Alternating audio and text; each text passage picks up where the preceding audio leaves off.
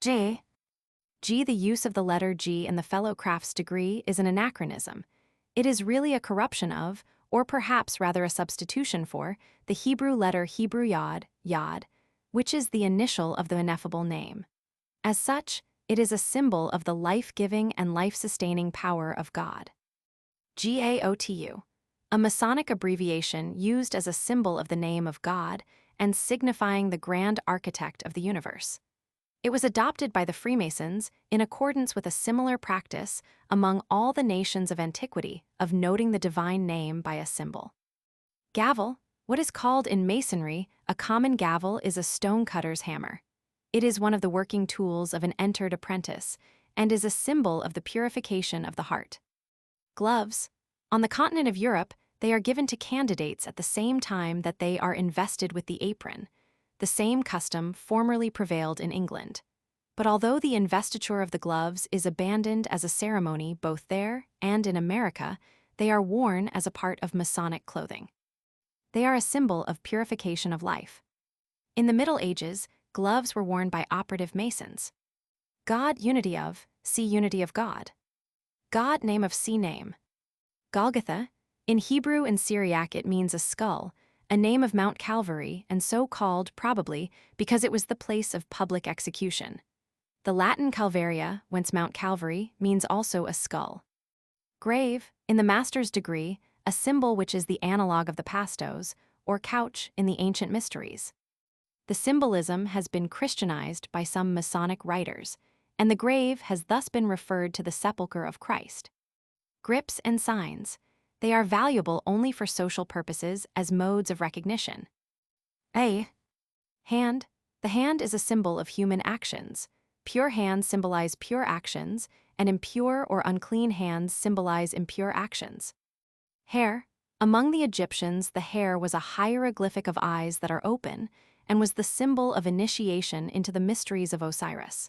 The Hebrew word for hair is arnabit, and this is compounded of two words that signify to behold the light. The connection of ideas is apparent. Hellenism, the religion of the Hells, or ancient Greeks who immediately succeeded the Pelasgians in the settlement of that country. It was, in consequence of the introduction of the poetic element, more refined than the old Pelasgic worship for which it was substituted. Its myths were more philosophical and less gross than those of the religion to which it succeeded.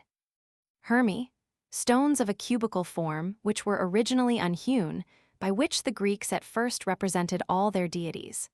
They came in the progress of time to be especially dedicated by the Greeks to the god Hermes, whence the name, and by the Romans to the god Terminus, who presided over landmarks. Hero worship, the worship of men deified after death.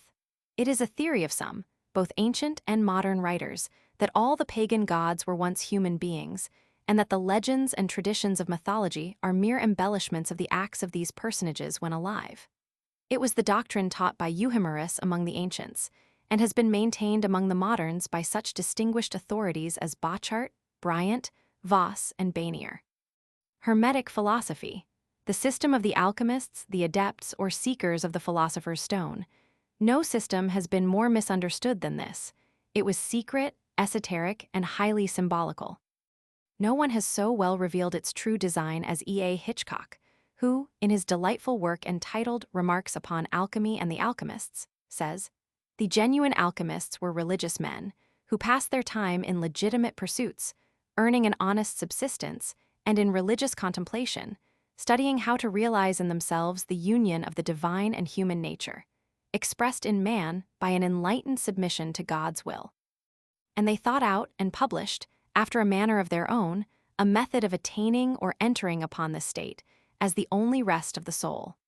There is a very great similarity between their doctrines and those of the Freemasons, so much so that the two associations have sometimes been confounded.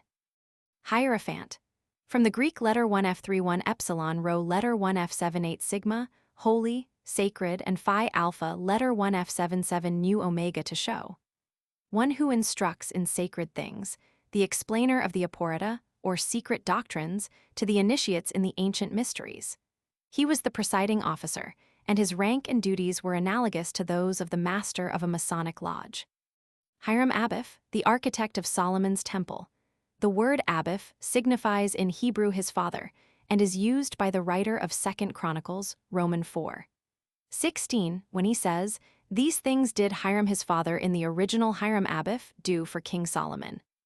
The legend relating to him is of no value as a mere narrative, but of vast importance in a symbolical point of view, as illustrating a great philosophical and religious truth, namely, the dogma of the immortality of the soul. Hence, Hiram Abif is the symbol of man in the abstract sense, or human nature, as developed in the life here and in the life to come. Hiram of Tyre. The king of Tyre, the friend and ally of King Solomon, whom he supplied with men and materials for building the temple. In the recent, or what I am inclined to call the Grand Lecturer's Symbolism of Masonry, a sort of symbolism for which I have very little veneration, Hiram of Tyre is styled the symbol of strength, as Hiram Abif is of beauty. But I doubt the antiquity or authenticity of any such symbolism. Hiram of Tyre can only be considered, historically, as being necessary to complete the myth and symbolism of Hiram Abif. The king of Tyre is an historical personage, and there is no necessity for transforming him into a symbol, while his historical character lends credit and validity to the philosophical myth of the third degree of Masonry. Hiram the Builder, an epithet of Hiram Abif. For the full significance of the term, see the word builder. Ho-Hi, a Kabbalistic pronunciation of the Tetragrammaton, or ineffable name of God. It is most probably the true one, and as it literally means he-she, it is supposed to denote the hermaphroditic essence of Jehovah, as containing within himself the male and the female principle, the generative and the prolific energy of creation. Ho, the sacred name of God among the Druids. Bryant supposes that by it they intended the great Father Noah, but it is very possible that it was a modification of the Hebrew Tetragrammaton, being the last syllable read Kabbalistically, see Ho-Hi. If so, it signified the great male principle of nature. But who, in Hebrew Aleph, Hebrew Vav, Hebrew He, is claimed by Talmudic writers to be one of the names of God, and the passage in Isaiah Roman 42:8 in the original Ani Jehovah, Hu Shemi, which is in the common version I am the Lord. That is my name, they interpret, I am Jehovah, my name is Hu. Hutchinson, William, a distinguished Masonic writer of England who lived in the 18th century. He is the author of The Spirit of Masonry, published in 1775. This was the first English work of any importance that sought to give a scientific interpretation of the symbols of Freemasonry. It is, in fact, the earliest attempt of any kind to treat Freemasonry as a science of symbolism. Hutchinson, however, has to some extent impaired the value of his labors by contending that the institution is exclusively Christian in its character and design. 1. Iho Sihohai. Immortality of the soul. This is one of the two religious dogmas which have always been taught in speculative Masonry. It was also taught in all the rites and mysteries of antiquity. The doctrine was taught as an abstract proposition by the ancient priesthood of the pure or primitive Freemasonry of antiquity, but was conveyed to the mind of the initiate and impressed upon him by a scenic representation in the ancient mysteries or the spurious Freemasonry of the ancients. Incommunicable name. The Tetragrammaton, so called because it was not common to and could not be bestowed upon nor shared by any other being. It was proper to the true God alone.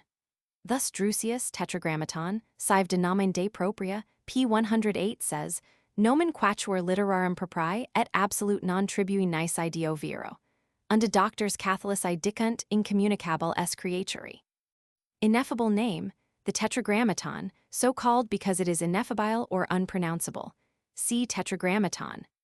Entrusting, rite of. That part of the ceremony of initiation which consists in communicating to the aspirant or candidate the aporta or secrets of the mystery. Inunction, the act of anointing. This was a religious ceremony practiced from the earliest times.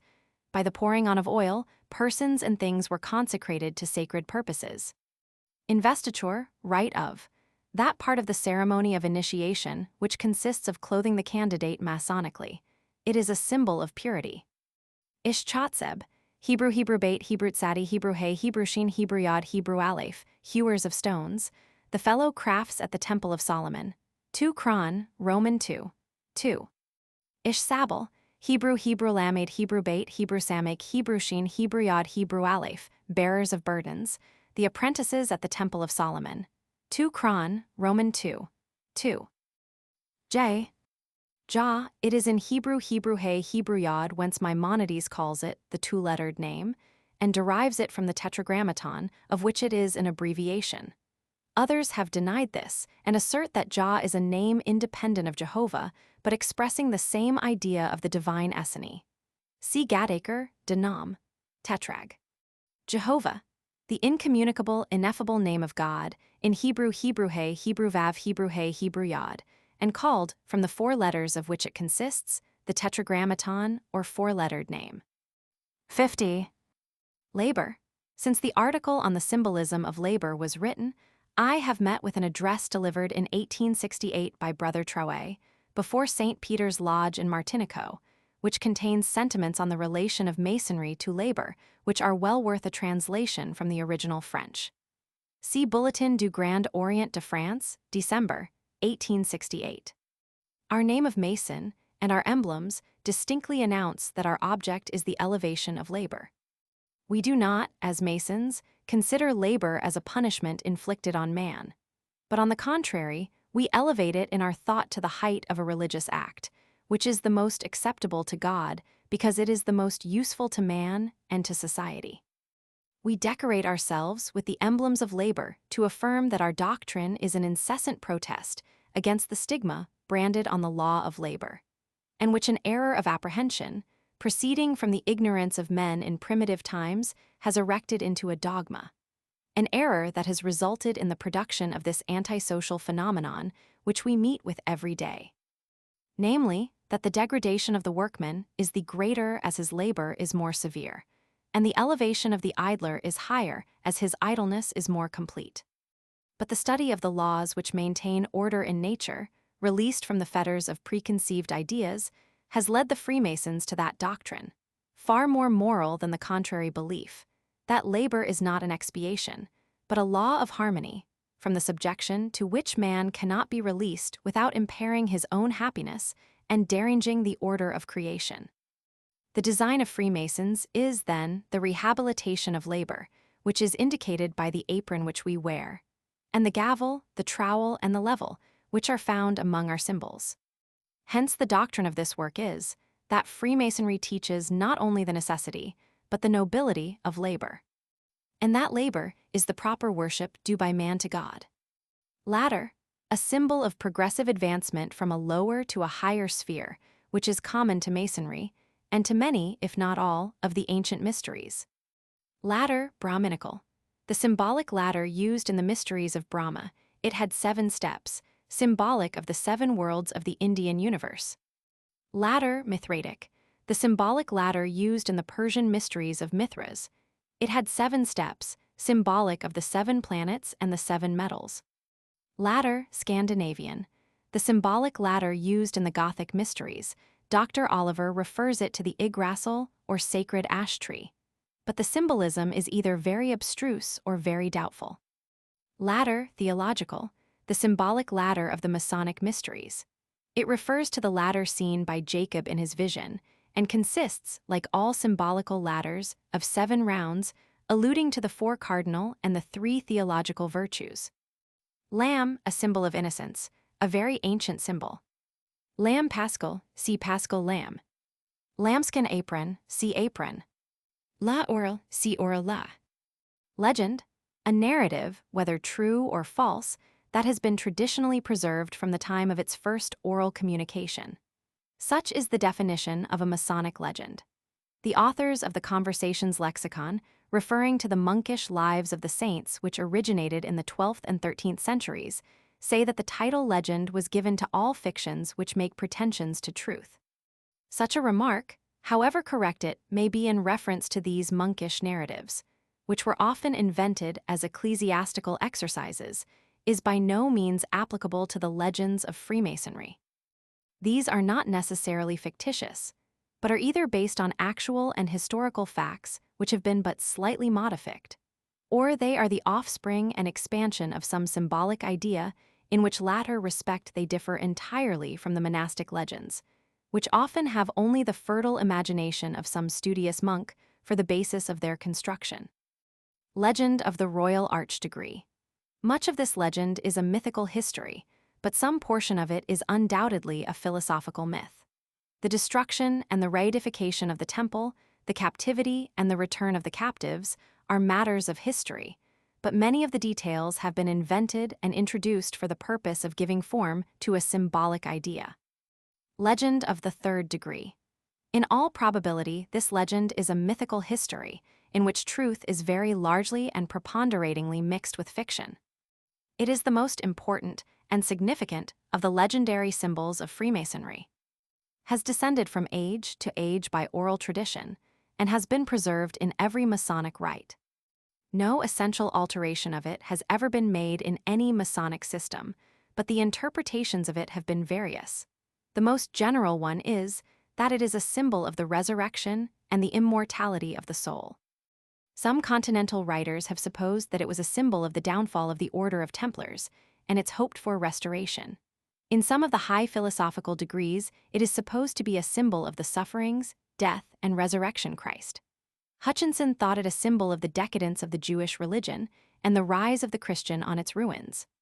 Oliver says that it symbolically refers to the murder of Abel, the death of our race through Adam, and its restoration through Christ. Ragan thinks that it is a symbol of the sun shorn of its vigor by the 3 winter months and restored to generative power by the spring. And lastly, Des Edeng says that it is a symbol of eternal reason, whose enemies are the vices that deprave and finally destroy humanity. But none of these interpretations, except the first, can be sustained. Lettuce, the sacred plant of the mysteries of Adonis, a symbol of immortality and the analog of the acacia. Level, one of the working tools of a fellow craft. It is a symbol of the equality of station of all men before God. Liberal arts and sciences. In the 7th century, all learning was limited to the 7 liberal arts and sciences. Their introduction into Freemasonry, referring to this theory, is a symbol of the completion of human learning. Light, it denotes truth and knowledge, and is so explained in all the ancient systems. In initiation, it is not material but intellectual light that is sought. It is predominant as a symbol in all the ancient initiations. There it was revered because it was an emanation from the sun, the common object of worship. But the theory advanced by some writers that the veneration of light originally proceeded from its physical qualities is not correct.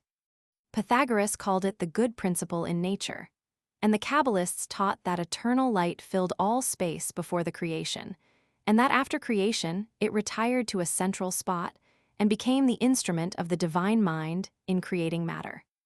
It is the symbol of the autopsy, or the full perfection and fruition of initiation. It is therefore a fundamental symbol in Freemasonry, and contains within itself the very essence of the speculative science. Lingam, the phallus was so called by the Indian nations of the East, see phallus. Lodge, the place where Freemasons meet, and also the congregation of Masons, so met. The word is derived from the lodges occupied by the traveling Freemasons of the Middle Ages. It is a symbol of the world, or universe. Its form, an oblong square, is symbolic of the supposed oblong form of the world as known to the ancients. Lost word. There is a Masonic myth that there was a certain word which was lost and afterwards recovered. It is not material what the word was, nor how lost, nor when recovered. The symbolism refers only to the abstract idea of a loss and a recovery. It is a symbol of divine truth. The search for it was also made by the philosophers and priests in the mysteries of the spurious Freemasonry. Lotus, the sacred plant of the Brahminical mysteries and the analog of the acacia. It was also a sacred plant among the Egyptians. Lustration, a purification by washing the hands or body in consecrated water practiced in the ancient mysteries. See purification. Lux, light, one of the appellations bestowed upon Freemasonry, to indicate that it is that sublime doctrine of truth by which the pathway of him who has attained it is to be illumined in the pilgrimage of life. Among the Rosicrucians, light was the knowledge of the philosopher's stone, and Mosheim says that in chemical language the cross was an emblem of light, because it contains within its figure the forms of the 3 figures of which LVX, or light, is composed.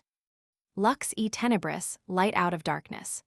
A motto of the Masonic order, which is equivalent to truth out of initiation, light being the symbol of truth and darkness the symbol of initiation commenced. 1000. Man, repeatedly referred to by Christ and the apostles as the symbol of a temple. Master Mason, the third degree of ancient craft masonry, analogous to the epoch of the ancient mysteries.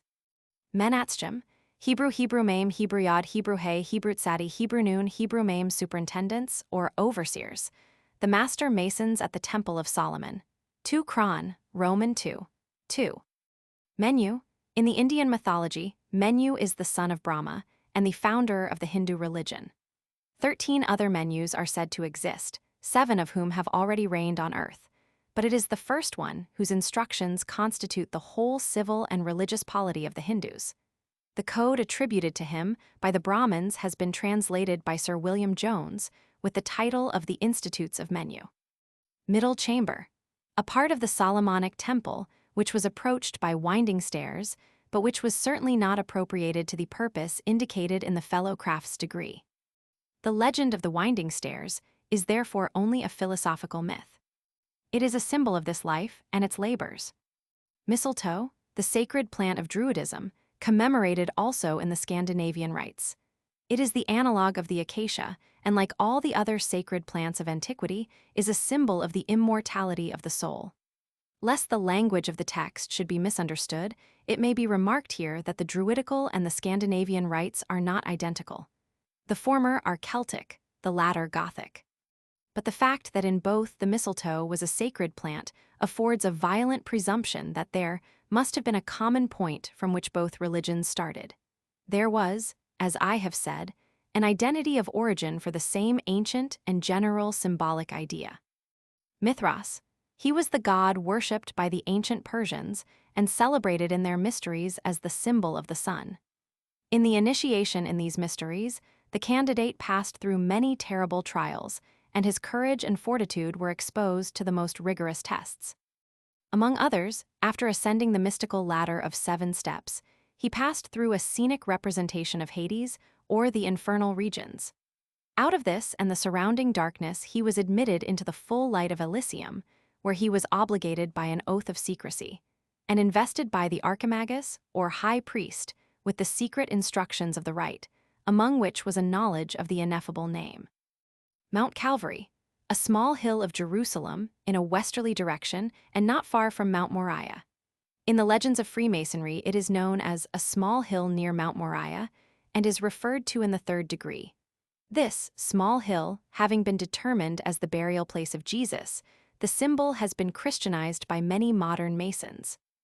There are many Masonic traditions, principally borrowed from the Talmud, connected with Mount Calvary, such as that it was the place where Adam was buried, and c. Mount Moriah, the hill in Jerusalem on which the Temple of Solomon was built. Myrtle, the sacred plant in the Eleusinian mysteries, and, as symbolic of a resurrection and immortality, the analog of the acacia. Mysteries, a secret worship paid by the ancients to several of the pagan gods, to which none were admitted but those who had been solemnly initiated. The object of instruction in these mysteries was to teach the unity of God and the immortality of the soul. They were divided into lesser and greater mysteries. The former were merely preparatory. In the latter, the whole knowledge was communicated. Speaking of the doctrine that was communicated to the initiates, Philo Judaeus says that it is an incorruptible treasure, not like gold or silver, but more precious than everything beside. For it is the knowledge of the great cause and of nature, and of that which is born of both. And his subsequent language shows that there was a confraternity existing among the initiates like that of the Masonic institution. For he says, with his peculiar mysticism, if you meet an initiate, besiege him with your prayers that he conceal from you no new mysteries that he may know, and rest not until you have obtained them. For me, although I was initiated into the great mysteries by Moses, the friend of God, yet, having seen Jeremiah, I recognized him not only as an initiate, but as a hierophant, and I followed his school.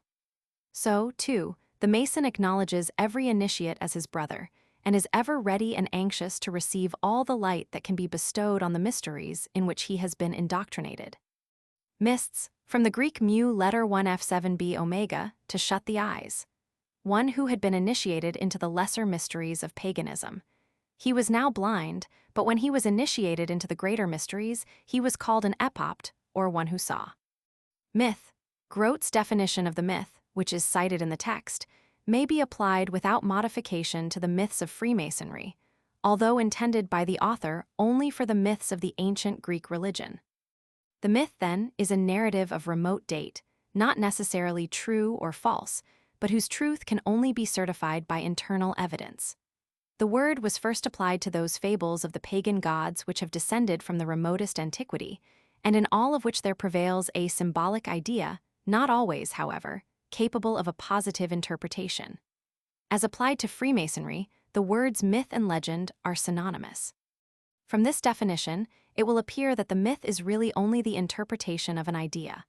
But how we are to read these myths will best appear from these noble words of Max Muller.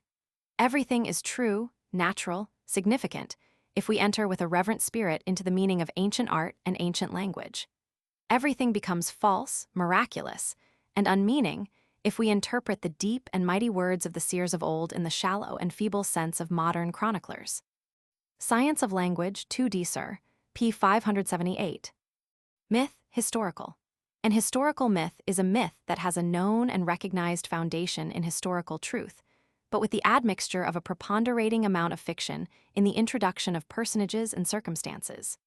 Between the historical myth and the mythical history, the distinction as laid down in the text cannot always be preserved, because we are not always able to determine whether there is a preponderance of truth or of fiction in the legend or narrative under examination.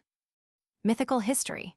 A myth or legend in which the historical and truthful greatly preponderate over the inventions of fiction.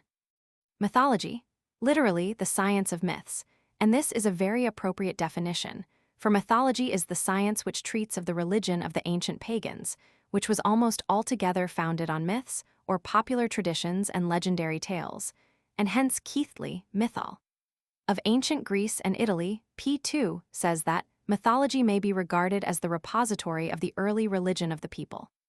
Its interest, to a Masonic student, arises from the constant antagonism that existed between its doctrines and those of the primitive Freemasonry of antiquity, and the light that the mythological mysteries throw upon the ancient organization of speculative masonry. Myth, philosophical. This is a myth or legend that is almost wholly unhistorical, and which has been invented only for the purpose of enunciating and illustrating a particular thought or dogma. Name. All Hebrew names are significant and were originally imposed with reference to some fact or feature in the history or character of the persons receiving them. Camden says that the same custom prevailed among all the nations of antiquity. So important has this subject been considered that onomastica, or treatises on the signification of names, have been written by Eusebius and St. Jerome, by Simonus and Hilaris, and by several other scholars, of whom Euseb Salvert is the most recent and the most satisfactory. Shuckford, Connect. Roman 2. 377 says that the Jewish rabbins thought that the true knowledge of names was a science preferable to the study of the written law. Name of God. The true pronunciation, and consequently the signification, of the name of God can only be obtained through a Kabbalistical interpretation. It is a symbol of divine truth. None but those who are familiar with the subject can have any notion of the importance bestowed on this symbol by the Orientalists. The Arabians have a science called Ism Allah, or the science of the name of God, and the Talmudists and rabbins have written copiously on the same subject. The Mussulmans, says Salvert, Essai sur les Noms, Roman 2. 7, have 100 names of God, which they repeat while counting the beads of a rosary. Neophyte, from the Greek nu letter 1f73 omicron nu and phi upsilon iota letter 1f78 nu, a new plant. One who has been recently initiated in the mysteries. St. Paul uses the same word, itim, Roman 3. 6, to denote one who had been recently converted to the Christian faith. Nochidi, the descendants of Noah and the transmitters of his religious dogmas, which were the unity of God and the immortality of the soul. The name has from the earliest times been bestowed upon the Freemasons, who teach the same doctrines. Thus, in the Old Charges, as quoted by Anderson Const. Edit. 1738, p. 143, it is said, "A Mason is obliged by his tenure to observe the moral law as a true nochity." Nochites, the same as nochity, which see.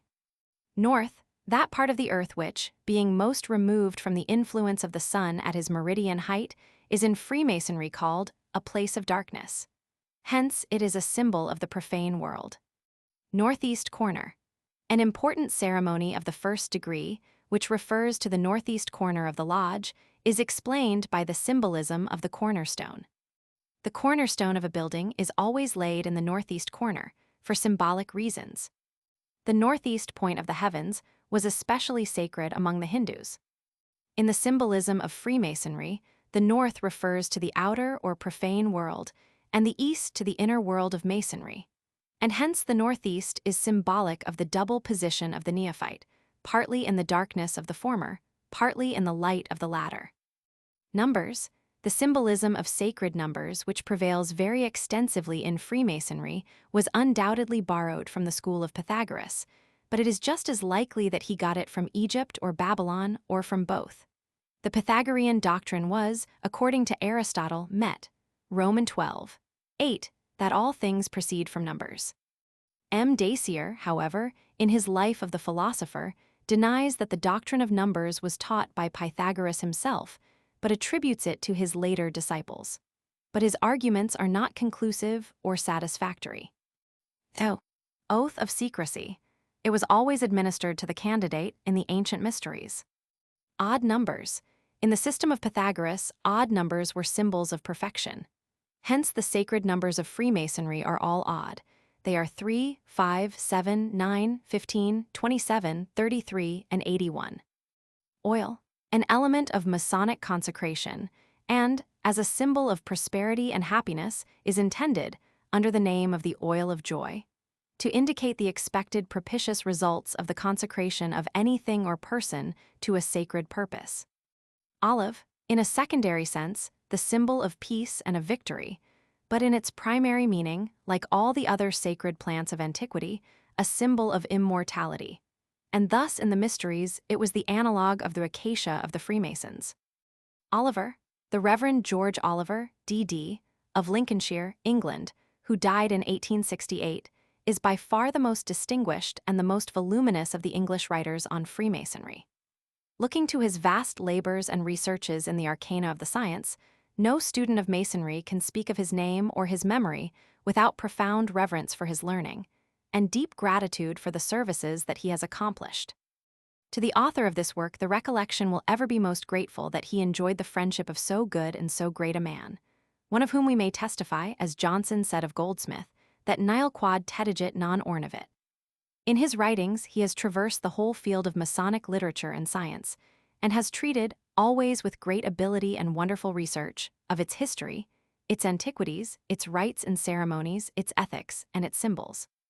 Of all his works, his Historical Landmarks, in 2 volumes, is the most important, the most useful, and the one which will perhaps the longest perpetuate his memory. In the study of his works, the student must be careful not to follow too implicitly all his conclusions. These were in his own mind controlled by the theory which he had adopted, and which he continuously maintained, that Freemasonry was a Christian institution, and that the connection between it and the Christian religion was absolute and incontrovertible. He followed in the footsteps of Hutchinson, but with a far more expanded view of the Masonic system. Operative Masonry. Masonry considered merely as a useful art, intended for the protection and the convenience of man by the erection of edifices which may supply his intellectual, religious, and physical wants. In contradistinction to speculative Masonry, therefore, it is said to be engaged in the construction of a material temple. Oral law. The oral law among the Jews was the commentary on and the interpretation of the written contained in the Pentateuch, and the tradition is that it was delivered to Moses at the same time, accompanied by the divine command, "Thou shalt not divulge the words which I have said to thee out of my mouth." The oral law was, therefore, never entrusted to books, but being preserved in the memories of the judges, prophets, priests, and wise men, was handed down from one to the other through a long succession of ages. But after the destruction of Jerusalem by the Romans under Adrian, AD 135, and the final dispersion of the Jews, fears being entertained that the oral law would be lost. It was then committed to writing, and now constitutes the text of the Talmud. Ormuzd, worshipped by the disciples of Zoroaster as the principle of good and symbolized by light. See Ahriman. Osiris, the chief god of the ancient Egyptians and worshipped as a symbol of the sun and more philosophically as the male or generative principle. Isis, his wife, was the female or prolific principle. And Horus, their child, was matter or the world, the product of the two principles. Osiris, mysteries of. The Osirian mysteries consisted in a scenic representation of the murder of Osiris by Typhon, the subsequent recovery of his mutilated body by Isis, and his deification or restoration to immortal life. Oval temples. Temples of an oval form were representations of the mundane egg, a symbol of the world. Palm tree. In its secondary sense, the palm tree is a symbol of victory, but in its primary signification, it is a symbol of the victory over death, that is, immortality. Parable, a narrative in which one thing is compared with another. It is in principle the same as a symbol or an allegory. Parallel lines. The lines touching the circle in the symbol of the point within a circle. They are said to represent Saint John the Baptist and Saint John the Evangelist, but they really refer to the solstitial points, Cancer and Capricorn, in the zodiac. Pastos, from the Greek pi alpha sigma tau letter 1 f78 sigma, a nuptial couch. The coffin or grave which contained the body of the god or hero whose death was scenically represented in the ancient mysteries. It is the analog of the grave in the third degree of Masonry. Pelasgian religion. The Pelasgians were the oldest, if not the aboriginal inhabitants of Greece. Their religion differed from that of the Hellenes who succeeded them in being less poetical, less mythical, and more abstract. We know little of their religious worship, except by conjecture, but we may suppose it resembled in some respects the doctrines of the primitive Freemasonry. Cruiser thinks that the Pelasgians were either a nation of priests or a nation ruled by priests. Phallus, a representation of the virile member, which was venerated as a religious symbol very universally and without the slightest lasciviousness by the ancients.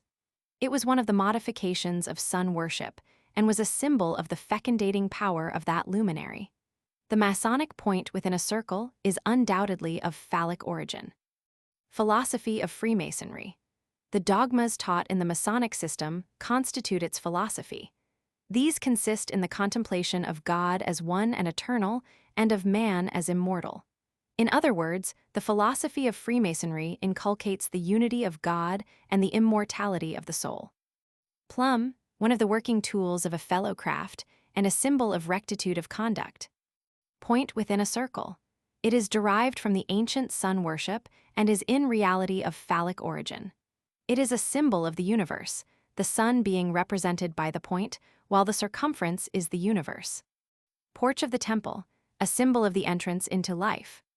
Primitive Freemasonry.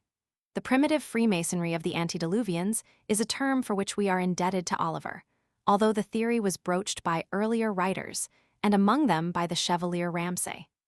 The theory is that the principles and doctrines of Freemasonry existed in the earliest ages of the world, and were believed and practiced by a primitive people or priesthood under the name of pure or primitive Freemasonry. That this Freemasonry, that is to say, the religious doctrine inculcated by it, was after the flood, corrupted by the pagan philosophers and priests, and receiving the title of spurious Freemasonry, was exhibited in the ancient mysteries. The Nochidi, however, preserved the principles of the primitive Freemasonry and transmitted them to succeeding ages, when at length they assumed the name of speculative Masonry. The primitive Freemasonry was probably without ritual or symbolism, and consisted only of a series of abstract propositions derived from antediluvian traditions. Its dogmas were the unity of God and the immortality of the soul. Profane, one who has not been initiated as a Freemason. In the technical language of the order, all who are not Freemasons are profanes.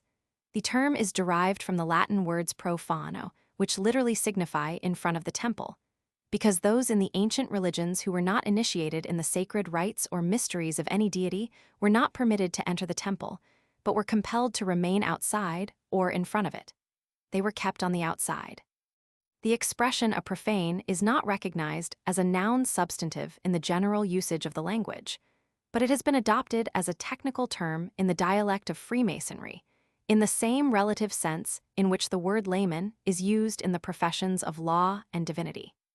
Pure Freemasonry of antiquity, the same as primitive Freemasonry, which see. Purification, a religious rite practiced by the ancients and which was performed before any act of devotion. It consisted in washing the hands and sometimes the whole body in lustral or consecrated water.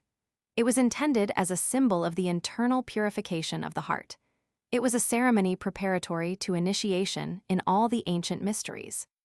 Pythagoras, a Grecian philosopher, supposed to have been born in the island of Samos, about 584 BC.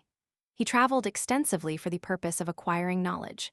In Egypt, he was initiated in the mysteries of that country by the priests. He also repaired to Babylon, where he became acquainted with the mystical learning of the Chaldeans and had, no doubt, much communication with the Israelitish captives who had been exiled from Jerusalem and were then dwelling in Babylon. On his return to Europe, he established a school, which in its organization, as well as its doctrines, bore considerable resemblance to speculative Masonry, for which reason he has been claimed as an ancient friend and brother by the modern Freemasons. R. Resurrection. This doctrine was taught in the ancient mysteries as it is in Freemasonry by a scenic representation. The initiation was death, the autopsy was resurrection. Freemasonry does not interest itself with the precise mode of the resurrection, or whether the body buried and the body raised are in all their parts identical. Satisfied with the general teaching of St. Paul concerning the resurrection that it is sown a natural body, it is raised a spiritual body.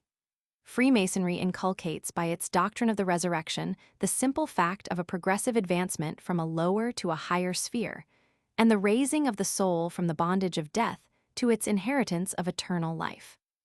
Ritual, the forms and ceremonies used in conferring the degrees or in conducting the labors of a lodge are called the ritual. There are many rites of Freemasonry, which differ from each other in the number and division of the degrees and in their rituals or forms and ceremonies. But the great principles of Freemasonry, its philosophy and its symbolism, are alike in all.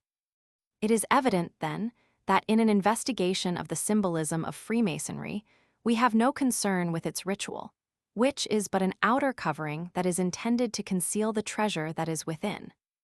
Rosicrucians, a sect of Hermetical philosophers founded in the 15th century who were engaged in the study of abstruse sciences. It was a secret society, much resembling the Masonic in its organization and in some of the subjects of its investigation, but it was in no other way connected with Freemasonry.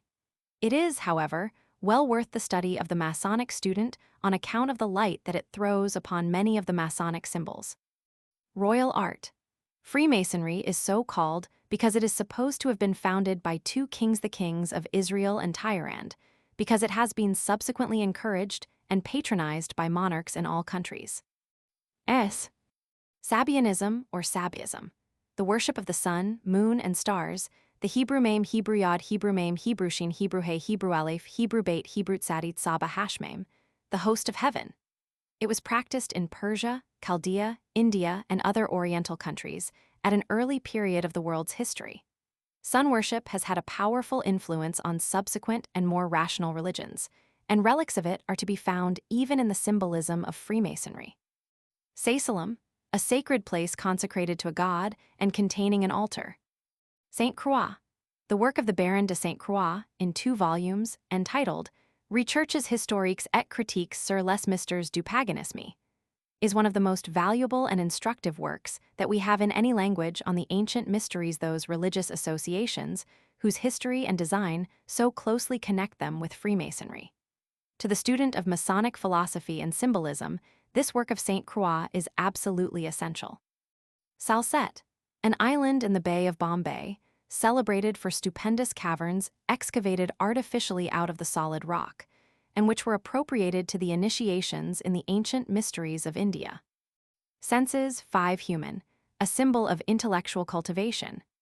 Seth, it is the Masonic theory that the principles of the pure or primitive Freemasonry were preserved in the race of Seth, which had always kept separate from that of Cain, but that after the flood they became corrupted by a secession of a portion of the Sethites, who established the spurious Freemasonry of the Gentiles. 7, a sacred number among the Jews and the Gentiles, and called by Pythagoras a venerable number. Shem Hampharash, Hebrew Shin, Hebrew Resh, Hebrew Yod, Hebrew Pei, Hebrew Mem, Hebrew He, Hebrew Mem, Hebrew Shin, the declaratory name. The Tetragrammaton is so called because, of all the names of God, it alone distinctly declares his nature and essence as self-existent and eternal. Shu, see investiture, right of. Signs, there is abundant evidence that they were used in the ancient mysteries. They are valuable only as modes of recognition. But while they are absolutely conventional, they have, undoubtedly, in Freemasonry, a symbolic reference. Siva, one of the manifestations of the supreme deity of the Hindus, and a symbol of the sun in its meridian. Sons of Light. Freemasons are so called because lux, or light, is one of the names of speculative masonry. Solomon, the king of Israel, and the founder of the Temple of Jerusalem and of the temple organization of Freemasonry. That his mind was eminently symbolic in its propensities is evident from all the writings that are attributed to him. Speculative Masonry. Freemasonry considered as a science which speculates on the character of God and man and is engaged in philosophical investigations of the soul and a future existence, for which purpose it uses the terms of an operative art. It is engaged symbolically in the construction of a spiritual temple. There is in it always a progress and advancement from a lower to a higher sphere. Spiritual temple, the body of man, that temple alluded to by Christ and St. Paul, the temple, in the construction of which the speculative Mason is engaged, in contradistinction to that material temple which occupies the labors of the operative Mason. Spurious Freemasonry of antiquity, a term applied to the initiations in the mysteries of the ancient pagan world and to the doctrines taught in those mysteries. See Mysteries. Square, a geometric figure consisting of 4 equal sides and equal angles. In Freemasonry, it is a symbol of morality or the strict performance of every duty. The Greeks deemed it a figure of perfection, and the square man was a man of unsullied integrity. Square trying, one of the working tools of a fellow craft and a symbol of morality. Stone of foundation, a very important symbol in the Masonic system. It is like the word, the symbol of divine truth. Stone worship, a very early form of fetishism. The Pelasgians are supposed to have given to their statues of the gods the general form of cubical stones, whence in Hellenic times came the Hermes, or images of Hermes. Substitute word, a symbol of the unsuccessful search after divine truth and the discovery in this life of only an approximation to it. Sun, rising. In the Sabian worship, the rising sun was adored on its resurrection from the apparent death of its evening setting. Hence, in the ancient mysteries, the rising sun was a symbol of the regeneration of the soul. Sun worship, the most ancient of all superstitions. It prevailed especially in Phoenicia, Chaldea, and Egypt, and traces of it have been discovered in Peru and Mexico. Its influence was felt in the ancient mysteries, and abundant allusions to it are to be found in the Symbolism of Freemasonry. Swedenborg, a Swedish philosopher and the founder of a religious sect. Clavel, Ragan, and some other writers have sought to make him the founder of a Masonic rite also, but without authority. In 1767, Chastanier established the rite of illuminated theosophists, whose instructions are derived from the writings of Swedenborg, but the sage himself had nothing to do with it. Yet it cannot be denied that the mind of Swedenborg was eminently symbolic in character, and that the Masonic student may derive many valuable ideas from portions of his numerous works, especially from his Celestial Arcana and his Apocalypse Revealed. Symbol, a visible sign with which a spiritual feeling, emotion, or idea is connected. Muller. Every natural thing which is made the sign or representation of a moral idea is a symbol. Symbol, compound. a species of symbol not unusual in Freemasonry, where the symbol is to be taken in a double sense, meaning in its general application one thing, and then in a special application another. Symbolism, science of. To what has been said in the text, may be added the following apposite remarks of Squeer.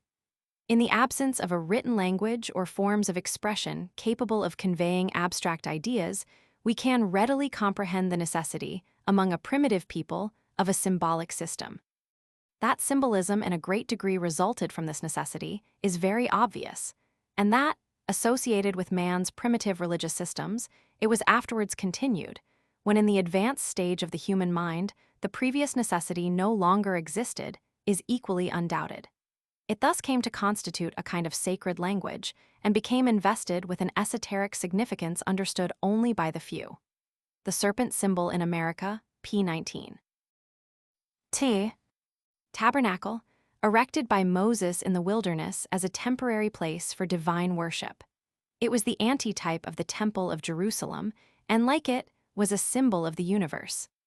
Talisman, a figure either carved in metal or stone, or delineated on parchment or paper, made with superstitious ceremonies under what was supposed to be the special influence of the planetary bodies, and believed to possess occult powers of protecting the maker or possessor from danger. The figure in the text is a talisman, and among the Orientals no talisman was more sacred than this one, where the 9 digits are so disposed as to make 15 each way.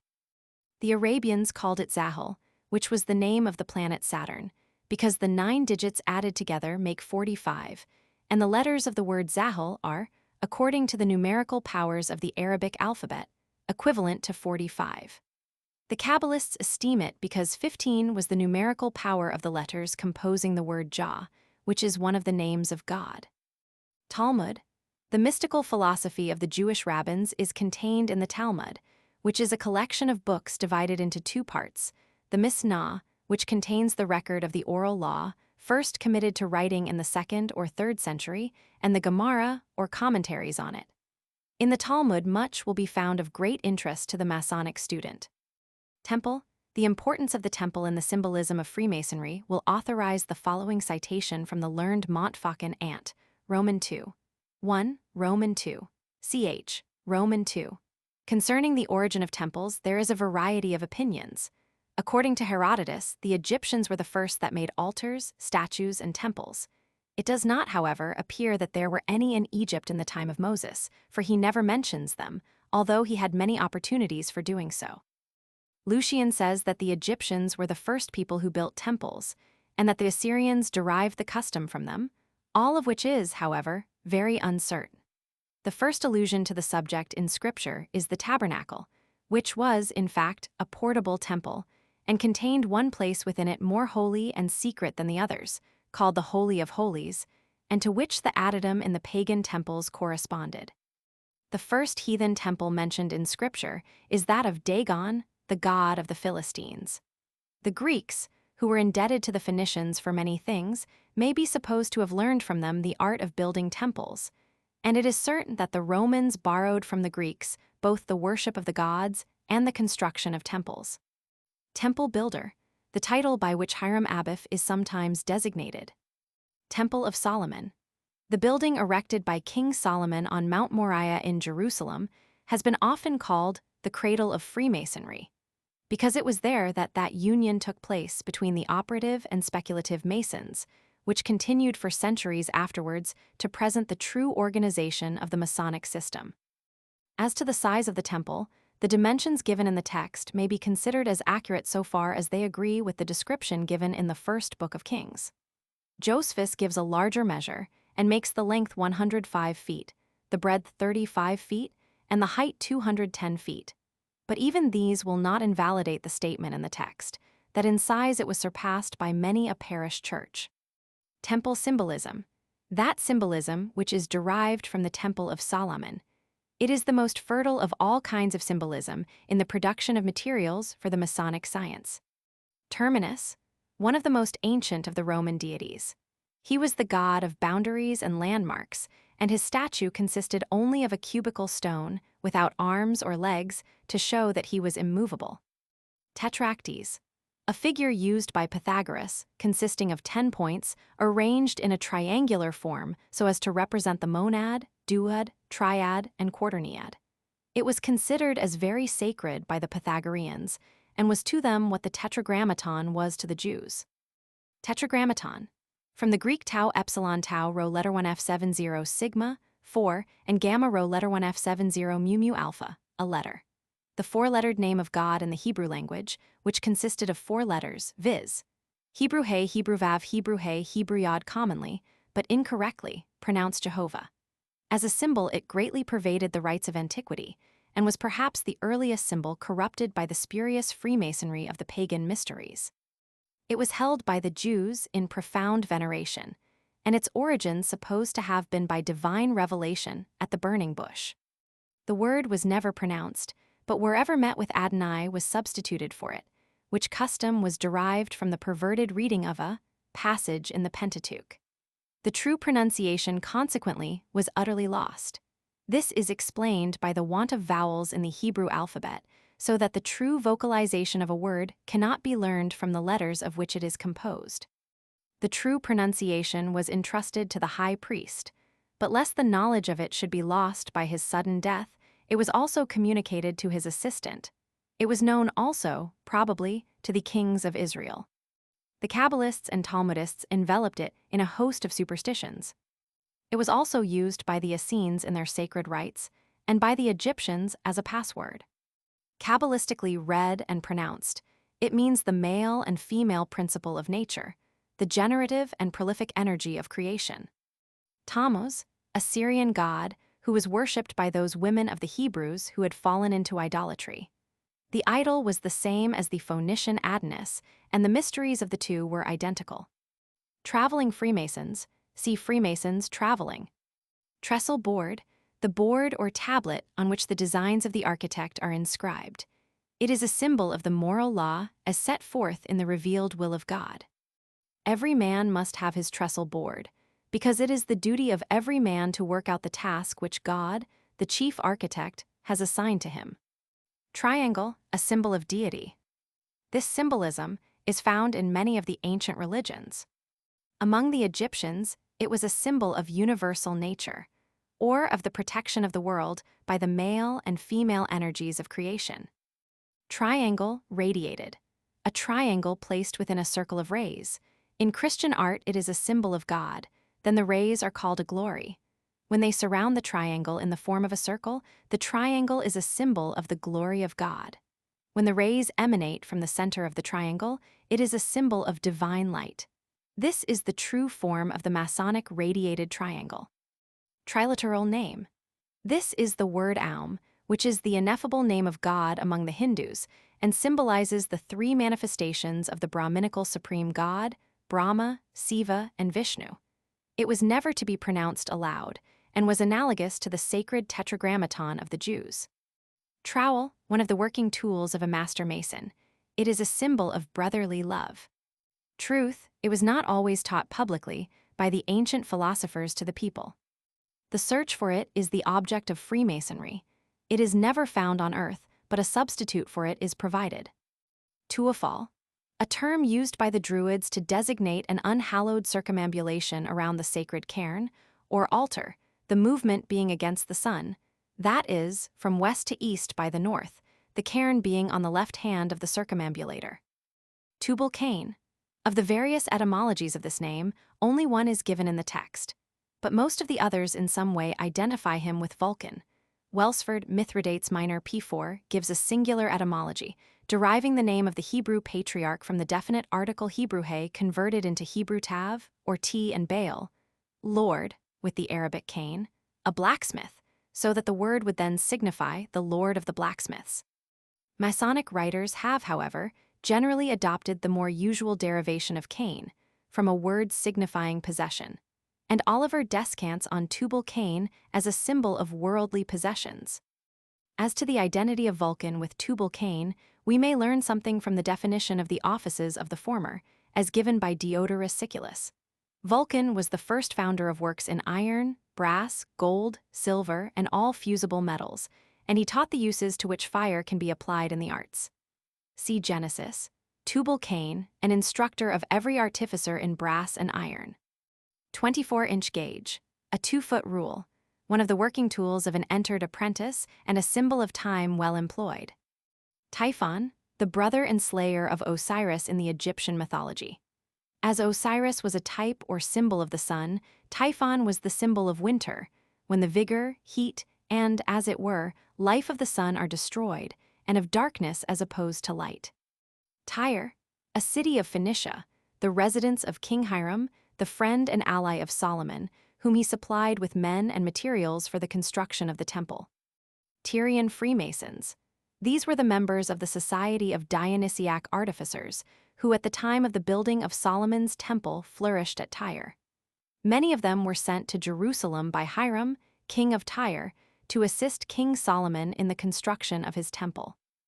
There, uniting with the Jews, who had only a knowledge of the speculative principles of Freemasonry, which had been transmitted to them from Noah through the patriarchs, the Tyrian Freemasons organized that combined system of operative and speculative masonry which continued for many centuries, until the beginning of the 18th, to characterize the institution. See Dionysiac Artificers. Union. The union of the operative with the speculative element of Freemasonry took place at the building of King Solomon's temple. Unity of God. This, as distinguished from the pagan doctrine of polytheism, or a multitude of gods, is one of the two religious truths taught in speculative masonry, the other being the immortality of the soul. Weary sojourners. The legend of the 3 weary sojourners in the Royal Arch degree is undoubtedly a philosophical myth, symbolizing the search after truth. White, a symbol of innocence and purity. Among the Pythagoreans, it was a symbol of the good principle in nature, equivalent to light. Widow's son, an epithet bestowed upon the chief architect of the temple because he was a widow's son of the tribe of Naphtali. 1 Kings Romans 7:14. Winding stairs, legend of. A legend in the fellow crafts degree having no historical truth, but being simply a philosophical myth or legendary symbol intended to communicate a Masonic dogma. It is the symbol of an ascent from a lower to a higher sphere. It commences at the porch of the temple, which is a symbol of the entrance into life. The number of steps are always odd, because odd numbers are a symbol of perfection. But the 15 steps in the American system are a symbol of the name of God, Jah. Wine, an element of Masonic consecration, and, as a symbol of the inward refreshment of a good conscience, is intended under the name of the wine of refreshment, to remind us of the eternal refreshments which the good are to receive in the future life for the faithful performance of duty in the present. Word. In Freemasonry, this is a technical and symbolic term and signifies divine truth. The search after this word constitutes the whole system of speculative masonry. Word lost, see lost word. Word substitute, see substitute word. Work. In Freemasonry, the initiation of a candidate is called work. It is suggestive of the doctrine that labor is a Masonic duty. Why? Yggdrasil, the sacred ash tree in the Scandinavian mysteries. Dr. Oliver propounds the theory that it is the analog of the theological ladder in the Masonic mysteries, but it is doubtful whether this theory is tenable. Yod, a Hebrew letter, informed thus Hebrew Yod, and about equivalent to the English I or Y, it is the initial letter of the Tetragrammaton, and is often used, especially enclosed within a triangle, as a substitute for or an abridgment of that sacred word. It is a symbol of the life-giving and sustaining power of God. Yoni. Among the nations and religions of India, the yoni was the representation of the female organ of generation and was the symbol of the prolific power of nature. It is the same as the sites among the Occidental nations. Zenar, the sacred girdle of the Hindus. It is supposed to be the analog of the Masonic apron. Zoroaster, a distinguished philosopher and reformer whose doctrines were professed by the ancient Persians. The religion of Zoroaster was a dualism in which the two antagonizing principles were Ormuzd and Abriman, symbols of light and darkness. It was a modification and purification of the old fire worship, in which the fire became a symbol of the sun, so that it was really a species of sun worship. Mithras, representing the sun, becomes the mediator between Ormuzd, or the principle of darkness, and the world. Footnotes. The doctrine of the immortality of the soul, if it is a real advantage, follows unavoidably from the idea of God. The best being, he must will the best of good things; the wisest, he must devise plans for that effect; the most powerful, he must bring it about. None can deny this. Theo. Parker, Discourse of Matters Pertaining to Religion B, Roman 2, ch. Roman 8, p. 205. This institution of religion, like society, friendship, and marriage, comes out of a principle, deep and permanent in the heart. As humble and transient and partial institutions come out of humble, transient, and partial wants, and are to be traced to the senses and the phenomena of life, so this sublime, permanent, and useful institution came out from sublime, permanent, and universal wants, and must be referred to the soul, and the unchanging realities of life. Parker, Discourse of Religion B, ICH, IP 14. Sages of all nations, ages, and religions had some ideas of these sublime doctrines, though more or less degraded, adulterated, and obscured, and these scattered hints and vestiges of the most sacred and exalted truths were originally rays and emanations of ancient and primitive traditions, handed down from generation to generation, since the beginning of the world, or at least since the fall of man, to all mankind. Chev. Ramsay Philos. Prink, of Nat, and Reverend Relig, Vol. Roman 2. p. 8. In this form, not only the common objects above enumerated, but gems, metals, stones that fell from heaven, images, carved bits of wood, stuffed skins of beasts, like the medicine bags of the North American Indians, are reckoned as divinities and so become objects of adoration. But in this case, the visible object is idealized, not worshipped as the brute thing really is, but as the type and symbol of God. Parker, Disc, of Relig, B, ICH, VP 50. A recent writer thus eloquently refers to the universality, in ancient times, of sun worship. Sabism, the worship of light, prevailed amongst all the leading nations of the early world. By the rivers of India, on the mountains of Persia, in the plains of Assyria, early mankind thus adored the higher spirits in each country, rising in spiritual thought from the solar orb up to him, whose vicegerent it seems to the sun of all being, whose divine light irradiates and purifies the world of soul, as the solar radiance does the world of sense. Egypt, too, though its faith be but dimly known to us, joined in this worship. Syria raised her grand temples to the sun. The joyous Greeks sported with the thought while feeling it, almost hiding it under the mythic individuality which their lively fancy superimposed upon it. Even prosaic China makes offerings to the yellow orb of day. The wandering Celts and Teutons held feasts to it, amidst the primeval forests of northern Europe. And, with a savagery characteristic of the American Aborigines, the sun temples of Mexico streamed with human blood in honor of the beneficent orb. The castes and creeds of India, Blackwell. Mag, Volume LXXXI. p. 317. There is no people whose religion is known to us, says the Abbé Bainier, neither in our own continent nor in that of America, that has not paid the sun a religious worship, if we except some inhabitants of the torrid zone, who are continually cursing the sun for scorching them with his beams. Mythology, Lib. Roman 3. Ch. Roman 3, Macrobius, in his Saturnalia, undertakes to prove that all the gods of paganism may be reduced to the sun. Varro de religionibus loquens, evidenter dicit, multa esse vera, qui vulgo sire non sit udil, multac, qui tamitsi falsa sint, a lighter existimare populum expediat. Saint Augustine, de Civil. Day, we must regret, with the learned Valicin, that the 16 books of Varro, on the religious antiquities of the ancients, have been lost.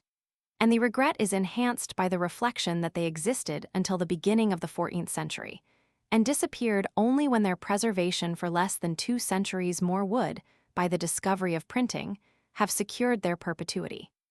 Strabo Geog, Lib. I. Morris, Indian Antiquities, Volume Roman 2, p. 297. Div. Leg. Volume IB Roman 2, Section Roman 4, p. 193, 10th Lond, edit.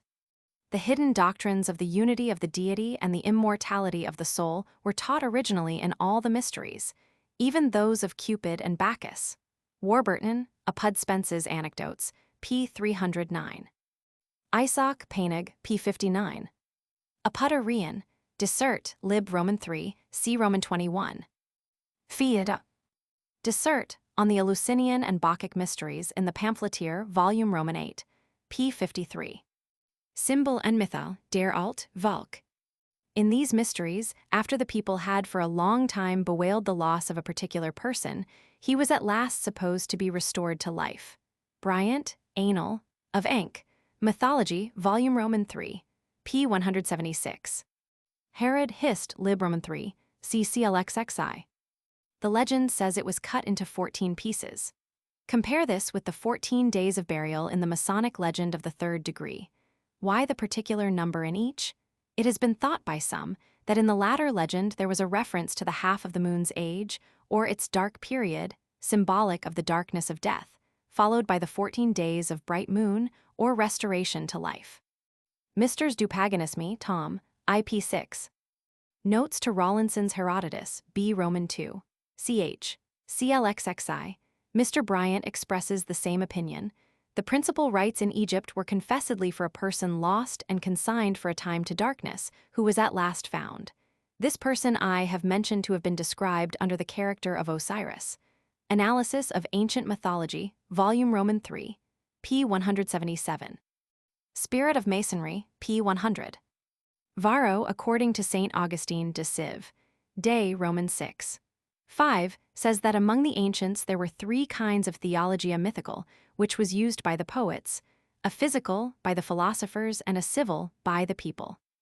Tous les ans, says Saint Croix, pendant les jours consacrés au souvenir de sa mort, tautatoit plongé dans la tristesse, en y cessut de pauser des gamesemens, en allit merm jusque si flageller et si donner des coups. Le dernier jour de si duel en faisot des sacrifices funebres en el honor de Sidia. Le jour suivant, on recevait la nouvelle quadnis venait d'être rappelé à la vie, qui mettait fin à leur duel. Recherches sur les mist. Du Paganisme, Tom. Roman 2, p. 105. Clement of Alexandria calls them mu upsilon sigma tau, letter 1F75 rho iota alpha tau, letter 1F70, pi rho letter 1F78, mu upsilon sigma tau, eta rho letter 1F77 omega nu. The mysteries before the mysteries. Les petits mystères ni constituant quen ceremonies preparatoires. St. Croix, I 297. As to the oath of secrecy, Bryant says, the first thing at these awful meetings was to offer an oath of secrecy to all who were to be initiated, after which they proceeded to the ceremonies. Anal, of Enck. Myth, Volume Roman 3. p. 174. The Orphic Argonautics allude to the oath. Mu epsilon tau letter 1F70 delta letter 1F41 rho letter 3D7 iota alpha mu letter 1F7b sigma letter 1FD6 alpha iota sigma letter 3D7 tau lambda. After the oath was administered to the mists, and see Orph. Argon, v11. The satirical pen of Aristophanes has not spared the Dionysiac festivals, but the raillery and sarcasm of a comic writer must always be received with many grains of allowance. He has, at least, been candid enough to confess that no one could be initiated who had been guilty of any crime against his country or the public security. Ranney, v. 360-365. Euripides makes the chorus in his Bacchi proclaim that the mysteries were practiced only for virtuous purposes. In Rome, however, there can be little doubt that the initiations partook at length of a licentious character. On ni pute doubter, says St. Croix, quael introduction des Ferts de Bacchus en Italy n8 accalere les progrès du libertinage et de la débauche dans cette contrée. Mist. Du Pag, Tom, Roman 2. P. St. Augustine de Civ. Day, Lib Roman 7. See Roman 21. Inveighs against the impurity of the ceremonies in Italy of the sacred rites of Bacchus. But even he does not deny that the motive with which they were performed was of a religious, or at least superstitious nature, sic vide licet liber Deus placendus furat. The propitiation of a deity was certainly a religious act. Hist, Greece, Volume Roman 2, p. 140. This language is quoted from Robison, Proofs of a Conspiracy, p. 20 Lond. Edit. 1797, whom none will suspect or accuse of an undue veneration for the antiquity or the morality of the Masonic order. We must not confound these Asiatic builders with the play actors, who were subsequently called by the Greeks, as we learn from Aulus Gellius. Lib. Roman 20. Cap. 4. Artificers of Dionysus delta iota omicron nu upsilon sigma iota alpha letter 3d7 omicron iota tau epsilon chi nu iota tau alpha letter 1f76. There is abundant evidence among ancient authors of the existence of signs and passwords in the mysteries. Thus Apuleius in his Apology says, Si qui forte adest aerundum solemnium mihi particeps, signum dato, etc. That is, if anyone happens to be present who has been initiated into the same rites as myself, if he will give me the sign, he shall then be at liberty to hear what it is that I keep with so much care. Plautus also alludes to this usage when in his Miles Gloriosus, Act 4, SC. 2, he makes Milphidippa say to Piagopolanus's, Cedo signum si harunc baccharum ease, i.e., give the sign if you are one of these Bacchi, or initiates into the mysteries of Bacchus. Clemens Alexandrinus calls these modes of recognition sigmo mega theta eta mu alpha tau alpha, as if means of safety. Apuleius elsewhere uses memoracula, I think to denote passwords, when he says, Sanctisime sacrorum signa et memoracula custodier, which I am inclined to translate, most scrupulously to preserve the signs and passwords of the sacred rites. The Baron de Saint Croix gives this brief view of the ceremonies. Dans ces misters unemployed, pour remplir l'âme des assistants d'une saint horror, les mermes moyens elucies. L'apparition de phantoms et de divers objets propres à effrayer, semblait disposer les esprits à la crédulité. Ils en avoyant sans doubt besoin, pour ajouter foi à toutes les explications des mystagogues. Els rouliant sur le massacre de Bacchus par les Titans, and c. Recherches sur les mystères du paganisme, Tom, Roman 2 sect, Roman 7, Art, Roman 3, p. 89. Laurie Hist, of Freemasonry, p. 27. Vincentius Lyrinensis, or Vincent of Lyons, who lived in the 5th century of the Christian era, wrote a controversial treatise entitled Combinatorium, remarkable for the blind veneration which it pays to the voice of tradition. The rule which he there lays down, and which is cited in the text, may be considered, in a modified application, as an axiom by which we may test the probability, at least, of all sorts of traditions. None out of the pale of Vincent's church will go so far as he did in making it the criterion of positive truth. Prologue zu einer wissenschaftlich, Mythology. In German Hutton, in English lodges, whence the Masonic term. Historical Essay on Architecture, ch. Roman 21. Bishop England, in his explanation of the Mass, says that in every ceremony we must look for 3 meanings. The first, the literal, natural, and, it may be said, the original meaning. The second, the figurative or emblematic signification. And thirdly, the pious or religious meaning. Frequently the 2 last will be found the same, sometimes all 3 will be found combined. Here lies the true difference between the symbolism of the Church and that of Masonry. In the former, the symbolic meaning was an afterthought applied to the original, literal one. In the latter, the symbolic was always the original signification of every ceremony. P was not all the knowledge of the Egyptians writ in mystic symbols. Speak not the scriptures oft in parables? Are not the choicest fables of the poets that were the fountains and first springs of wisdom wrapped in perplexed allegories? Ben Jonson, Alchemist Act 2, SC, IP. The distinguished German mythologist Müller defines a symbol to be an eternal, visible sign with which a spiritual feeling, emotion, or idea is connected. I am not aware of a more comprehensive and at the same time distinctive definition. And it may be added that the word becomes a symbol of an idea, and hence Harris in his Hermes defines language to be a system of articulate voices, the symbols of our ideas but of those principally which are general or universal. Hermes, Book 3, ch. 3. Symbols, says Müller, are evidently coeval with the human race. They result from the union of the soul with the body in man. Nature has implanted the feeling for them in the human heart. Introduction to a Scientific System of Mythology, p. 196, Leitch's translation R.W. Mackey says, the earliest instruments of education were symbols, the most universal symbols of the multitudinously present deity, being earth or heaven, or some selected object, such as the sun or moon, a tree or a stone, familiarly seen in either of them. Progress of the Intellect, Volume IP 134. Between the allegory, or parable, and the symbol, there is, as I have said, no essential difference. The Greek verb pi alpha rho alpha beta alpha lambda lambda omega, whence comes the word parable, and the verb sigma epsilon mu beta alpha lambda lambda omega in the same language, which is the root of the word symbol, both have the synonymous meaning to compare. A parable is only a spoken symbol. The definition of a parable given by Adam Clarke is equally applicable to a symbol, viz. A comparison or similitude in which one thing is compared with another, especially spiritual things with natural, by which means these spiritual things are better understood and make a deeper impression on the attentive mind. North British Review, August, 1851. Faber passes a similar encomium. Hence the language of symbolism, being so purely a language of ideas, is in one respect more perfect than any ordinary language can be. It possesses the variegated elegance of synonyms without any of the obscurity which arises from the use of ambiguous terms. On the Prophecies, Roman 2. p. 63. By speculative masonry we learn to subdue our passions, to act upon the square, to keep a tongue of good report, to maintain secrecy and practice charity. Lect. Of fell. Craft. But this is a very meager definition, unworthy of the place it occupies in the lecture of the second degree.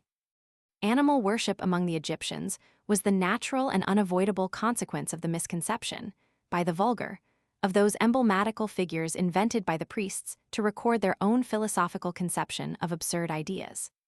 As the pictures and effigies suspended in early Christian churches to commemorate a person or an event became in time objects of worship to the vulgar, so, in Egypt, the esoteric or spiritual meaning of the emblems was lost in the gross materialism of the beholder. This esoteric and allegorical meaning was, however, preserved by the priests and communicated in the mysteries alone to the initiated, while the uninstructed retained only the grosser conception. Glidden, Osha Egyptiaca, p. 94. To perpetuate the esoteric signification of these symbols to the initiated, there were established the mysteries, of which institution we have still a trace in Freemasonry. Glidden, Osha Egypt, p. 95. Philo Judaeus says that Moses had been initiated by the Egyptians into the philosophy of symbols and hieroglyphics, as well as into the ritual of the holy animals. And Hengstenberg, in his learned work on Egypt and the Books of Moses, conclusively shows, by numerous examples, how direct were the Egyptian references of the Pentateuch, in which fact, indeed, he recognizes one of the most powerful arguments for its credibility and for its composition by Moses. Hengstenberg, p. 239, Robbins' Trans. Josephus Antic, Book 3, ch. 7. The ark, or sacred boat, of the Egyptians frequently occurs on the walls of the temples. It was carried in great pomp by the priests on the occasion of the procession of the shrines, by means of staves passed through metal rings in its side. It was thus conducted into the temple and deposited on a stand. The representations we have of it bear a striking resemblance to the Jewish ark, of which it is now admitted to have been the prototype.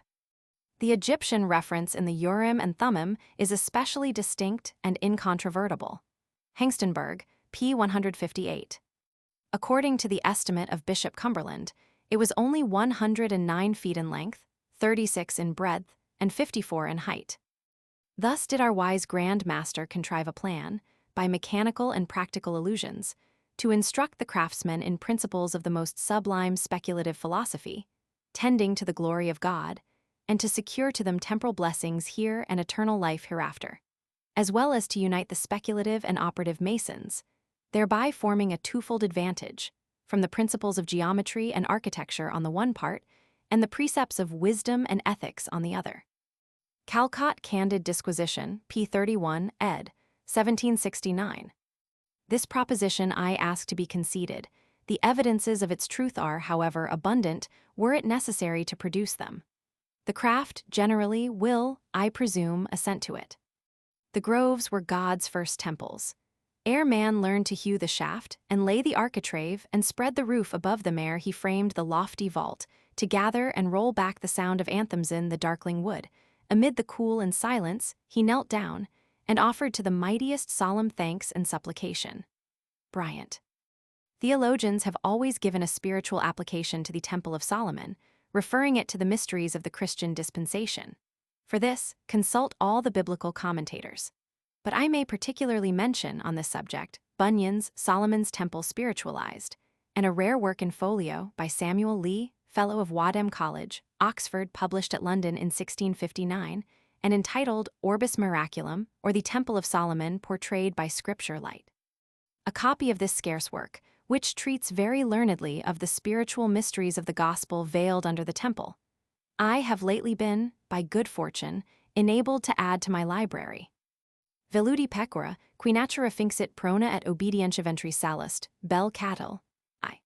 I Kings Romans 6, 7.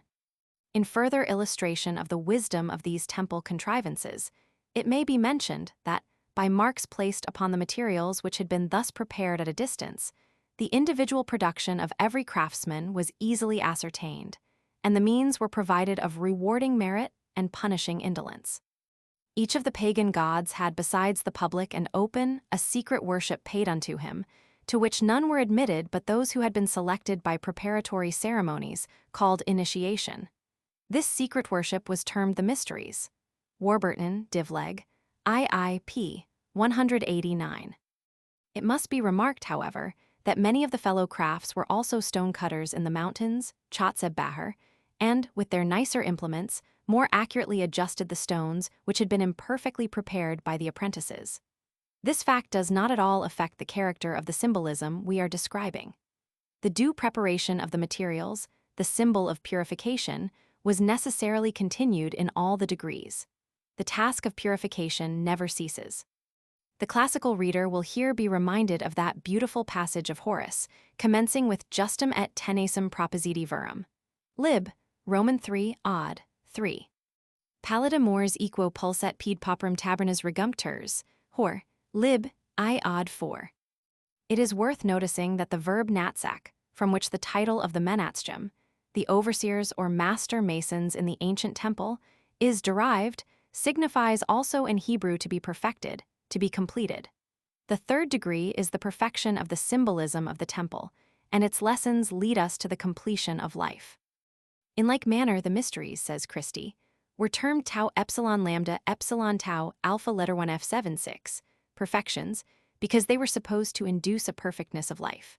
Those who were purified by them were styled tau epsilon lambda omicron upsilon mu letter 1f73 nu omicron iota, and tau epsilon lambda epsilon sigma mu letter 1f73 nu omicron iota, that is, brought to perfection.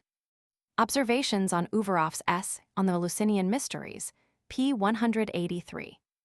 Dr. Oliver, in the first or preliminary lecture of his Historical Landmarks, very accurately describes the difference between the pure or primitive Freemasonry of the Nochates and the spurious Freemasonry of the heathens. The idea of the world, as symbolically representing God's temple, has been thus beautifully developed in a hymn by N.P. Willis, written for the dedication of a church. The perfect world by Adam trod was the first temple built by God. His fiat laid the cornerstone, and heaved its pillars, one by one. He hung its starry roof on high the broad, illimitable sky. He spread its pavement, green and bright, and curtained it with morning light. The mountains in their places stood, the sea, the sky, and all was good. And when its first pure praises rang, the morning stars together sang. Lord, 'tis not ours to make the sea, and earth, and sky, a house for thee, but in thy sight our offering stands, a humbler temple made with hands. The idea, says Dudley, that the earth is a level surface, and of a square form, is so likely to have been entertained by persons of little experience and limited observation, that it may be justly supposed to have prevailed generally in the early ages of the world. Neology, p. 7. The quadrangular form of the earth is preserved in almost all the scriptural allusions that are made to it. Thus Isaiah, 12, says, "The Lord shall gather together the dispersed of Judah from the four corners of the earth," and we find in the Apocalypse, Roman 20. 9, the prophetic version of 4 angels standing on the 4 corners of the earth. The form of the lodge ought to be a double cube, as an expressive emblem of the powers of darkness and light in the creation. Oliver, Landmarks, IP 135, note 37. Not that whole visible universe in its modern signification, as including solar systems upon solar systems, rolling in illimitable space, but in the more contracted view of the ancients, where the earth formed the floor and the sky the ceiling. To the vulgar and untaught eye, says Dudley, the heaven or sky above the earth appears to be coextensive with the earth, and to take the same form, enclosing a cubical space, of which the earth was the base, the heaven or sky the upper surface. Neology 7, and it is to this notion of the universe that the Masonic symbol of the lodge refers. These rocky shrines, the formation of which Mr. Groves supposes to have been a labor equal to that of erecting the pyramids of Egypt, are of various height, extent, and depth. They are partitioned out, by the labor of the hammer and the chisel, into many separate chambers, and the roof, which in the pagoda of Elephanta is flat, but in that of Salsette is arched, is supported by rows of pillars of great thickness, and arranged with much regularity. The walls are crowded with gigantic figures of men and women, engaged in various actions and portrayed in various whimsical attitudes, and they are adorned with several evident symbols of the religion now prevailing in India. Above, as in a sky, once probably adorned with gold and azure, in the same manner as Mr. Savary lately observed in the ruinous remains of some ancient Egyptian temples, are seen floating the children of imagination, genii and dudas, in multitudes, and along the cornice, in high relief, are the figures of elephants, horses, and lions, executed with great accuracy. Two of the principal figures at Salsette are 27 feet in height and of proportionate magnitude. The very bust only of the triple-headed deity in the grand pagoda of Elephanta measures 15 feet from the base to the top of the cap, while the face of another, if Mr. Groves, who measured it, may be credited, is above 5 feet in length and of corresponding breadth. Morris, Ind. Ant. Volume Roman II. p. 135. According to Faber, the egg was a symbol of the world or megacosm, and also of the arc or microcosm, as the lunette or crescent was a symbol of the Great Father. The egg and lunette which was the hieroglyphic of the god Lunus, at Heliopolis was a symbol of the world proceeding from the Great Father pagan idolatry, volume IBICH. Roman 4. Zoroaster taught that the sun was the most perfect fire of God, the throne of his glory, and the residence of his divine presence, and he therefore instructed his disciples to direct all their worship to God first towards the sun, which they called Mithras, and next towards their sacred fires, as being the things in which God chiefly dwelt, and their ordinary way of worship was to do so towards both. For when they came before these fires to worship, they always approached them on the west side, that, having their faces towards them and also towards the rising sun at the same time, they might direct their worship to both. And in this posture they always performed every act of their worship. Pridox. Connection. I 216. The mysteries of Ceres, or elucies, are principally distinguished from all others as having been the depositories of certain traditions coeval with the world. Uvaroff, Essay on the Mysteries of Elucies, p. 6. The Dadushus, or torchbearer, carried a symbol of the sun. Indeed, the most ancient superstition of all nations, says Morris, has been the worship of the sun, as the Lord of heaven and the governor of the world. And in particular it prevailed in Phoenicia, Chaldea, Egypt, and from later information we may add Peru and Mexico, represented in a variety of ways and concealed under a multitude of fanciful names. Through all the revolutions of time, the great luminary of heaven hath exacted from the generations of men the tribute of devotion. Indian Antiquities, Volume Roman II, p. 91. Faxioletus thus defines the phallus: penis ligneus, vel vitreus, vel coriaceus, quem in baccae festis plaustro imposatum perura et urbs magno honor circumferebant. Lex. In voc.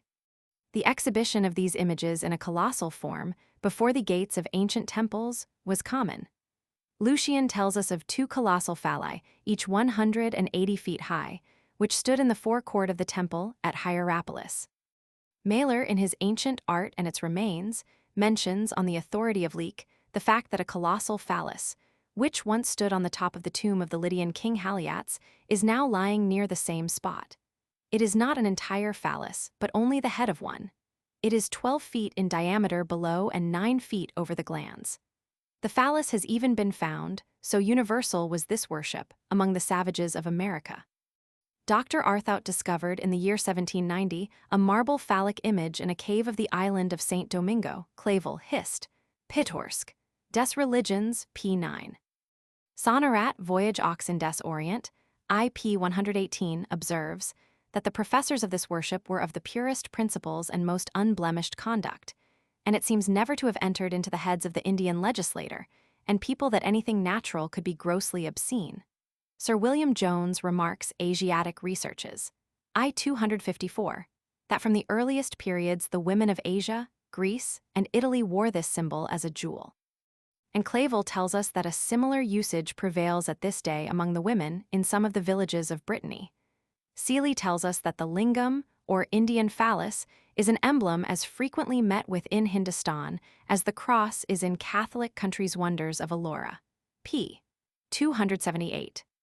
Num. Roman 25, 1-3. See also Psalm CVI 28.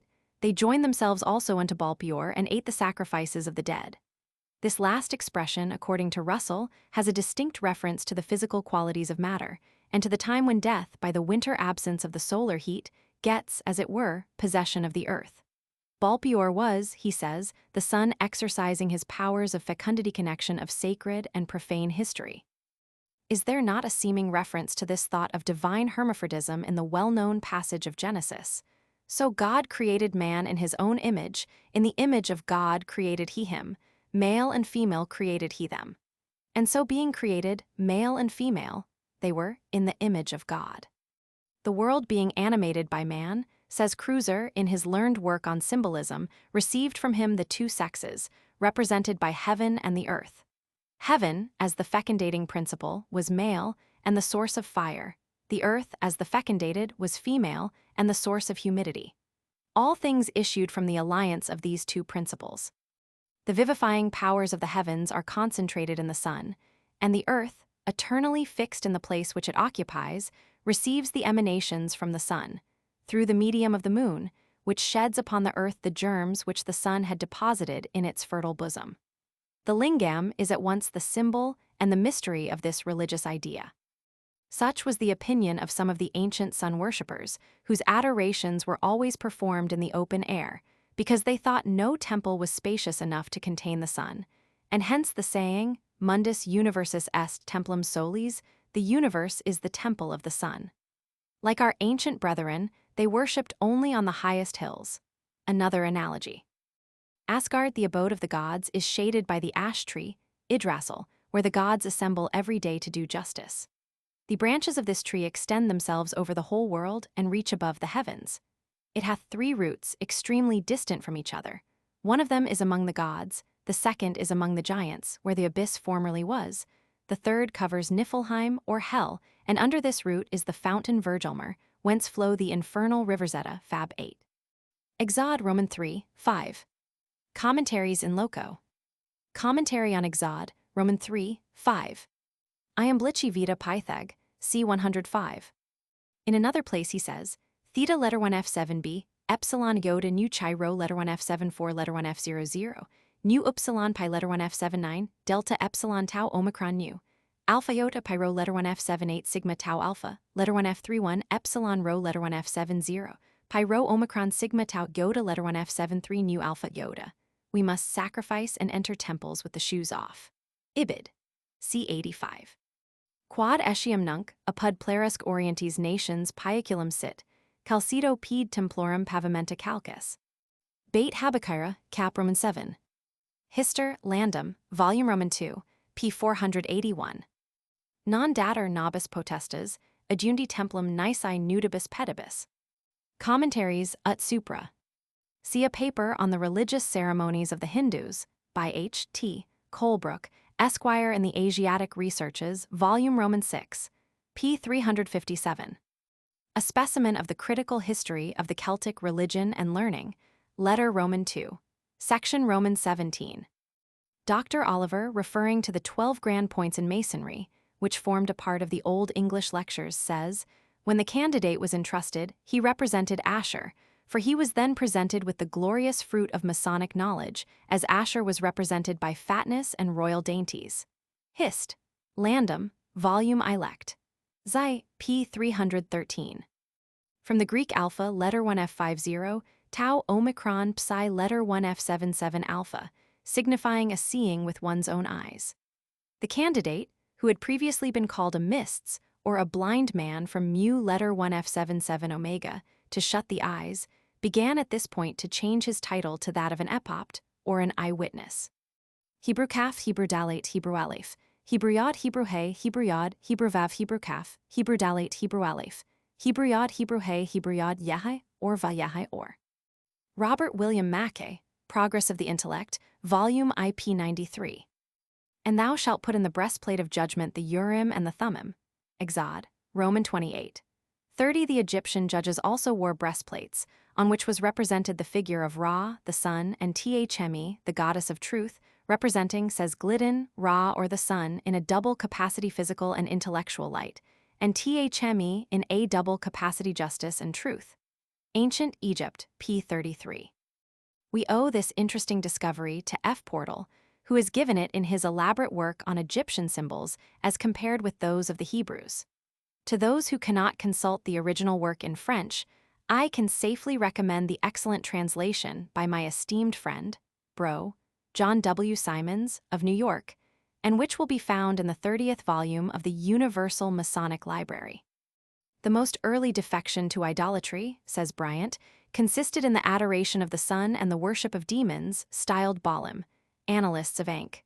Mythal, Volume Roman 3, p. 431. The remarks of Mr. Duncan on this subject are well worth perusal.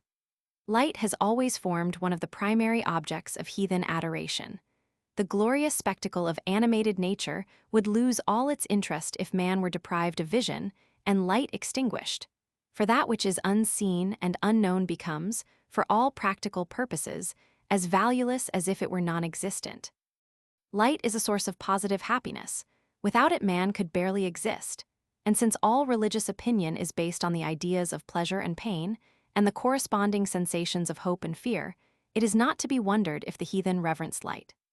Darkness, on the contrary, by replunging nature, as it were, into a state of nothingness, and depriving man of the pleasurable emotions conveyed through the organ of sight, was ever held in abhorrence, as a source of misery and fear. The two opposite conditions in which man thus found himself placed, occasioned by the enjoyment or the banishment of light, induced him to imagine the existence of two antagonist principles in nature, to whose dominion he was alternately subject. Light multiplied his enjoyments, and darkness diminished them. The former, accordingly, became his friend, and the latter his enemy. The words light and good, and darkness and evil, conveyed similar ideas and became, in sacred language, synonymous terms. But as good and evil were not supposed to flow from one and the same source, no more than light and darkness were supposed to have a common origin, two distinct and independent principles were established, totally different in their nature, of opposite characters, pursuing a conflicting line of action, and creating antagonistic effects. Such was the origin of this famous dogma, recognized by all the heathens, and incorporated with all the sacred fables, cosmogonies, and mysteries of antiquity. The Religions of Profane Antiquity, p. 186. See the Bhagavad Gita, one of the religious books of Brahmanism. A writer in Blackwood, in an article on the castes and creeds of India, volume LXXXI, p. 316, thus accounts for the adoration of light by the early nations of the world. Can we wonder at the worship of light by those early nations? Carry our thoughts back to their remote times, and our only wonder would be if they did not so adore it. The sun is life as well as light to all that is on the earth, as we of the present day know even better than they of old. Moving in dazzling radiance or brilliant-hued pageantry through the sky, scanning in calm royalty all that passes below, it seems the very God of this fair world, which lives and blooms but in his smile. The Institutes of Menu, which are the acknowledged code of the Brahmins, inform us that the world was all darkness, undiscernible, undistinguishable altogether, as in a profound sleep, till the self-existent, invisible God, making it manifest with 5 elements and other glorious forms, perfectly dispelled the gloom. Sir William Jones, On the Gods of Greece. Asiatic Researches, I 244. Among the Rosicrucians, who have, by some, been improperly confounded with the Freemasons, the word lux was used to signify a knowledge of the philosopher's stone, or the great desideratum of a universal elixir and a universal menstruum. This was their truth. On symbolic colors, p. 23, Inman's translation. Freemasonry having received the name of lux, or light, its disciples have, very appropriately, been called the Sons of Light. Thus Burns, in his celebrated farewell, "Oft have I met your social band, and spent the cheerful, festive night oft, honored with supreme command, presided o'er the Sons of Light." Thus defined, the stone which lies at the corner of two walls and unites them, the principal stone, and especially the stone which forms the corner of the foundation of an edifice. Webster. Among the ancients, the cornerstone of important edifices was laid with impressive ceremonies. These are well described by Tacitus in his history of the rebuilding of the Capitol. After detailing the preliminary ceremonies which consisted in a procession of vestals, who with chaplets of flowers encompassed the ground and consecrated it by libations of living water, he adds that, after solemn prayer, Helvidius, to whom the care of rebuilding the Capitol had been committed, laid his hand upon the falaise that adorned the foundation stone, and also the cords by which it was to be drawn to its place. In that instant the magistrates, the priests, the senators, the Roman knights, and a number of citizens, all acting with one effort and general demonstrations of joy, laid hold of the ropes and dragged the ponderous load to its destined spot.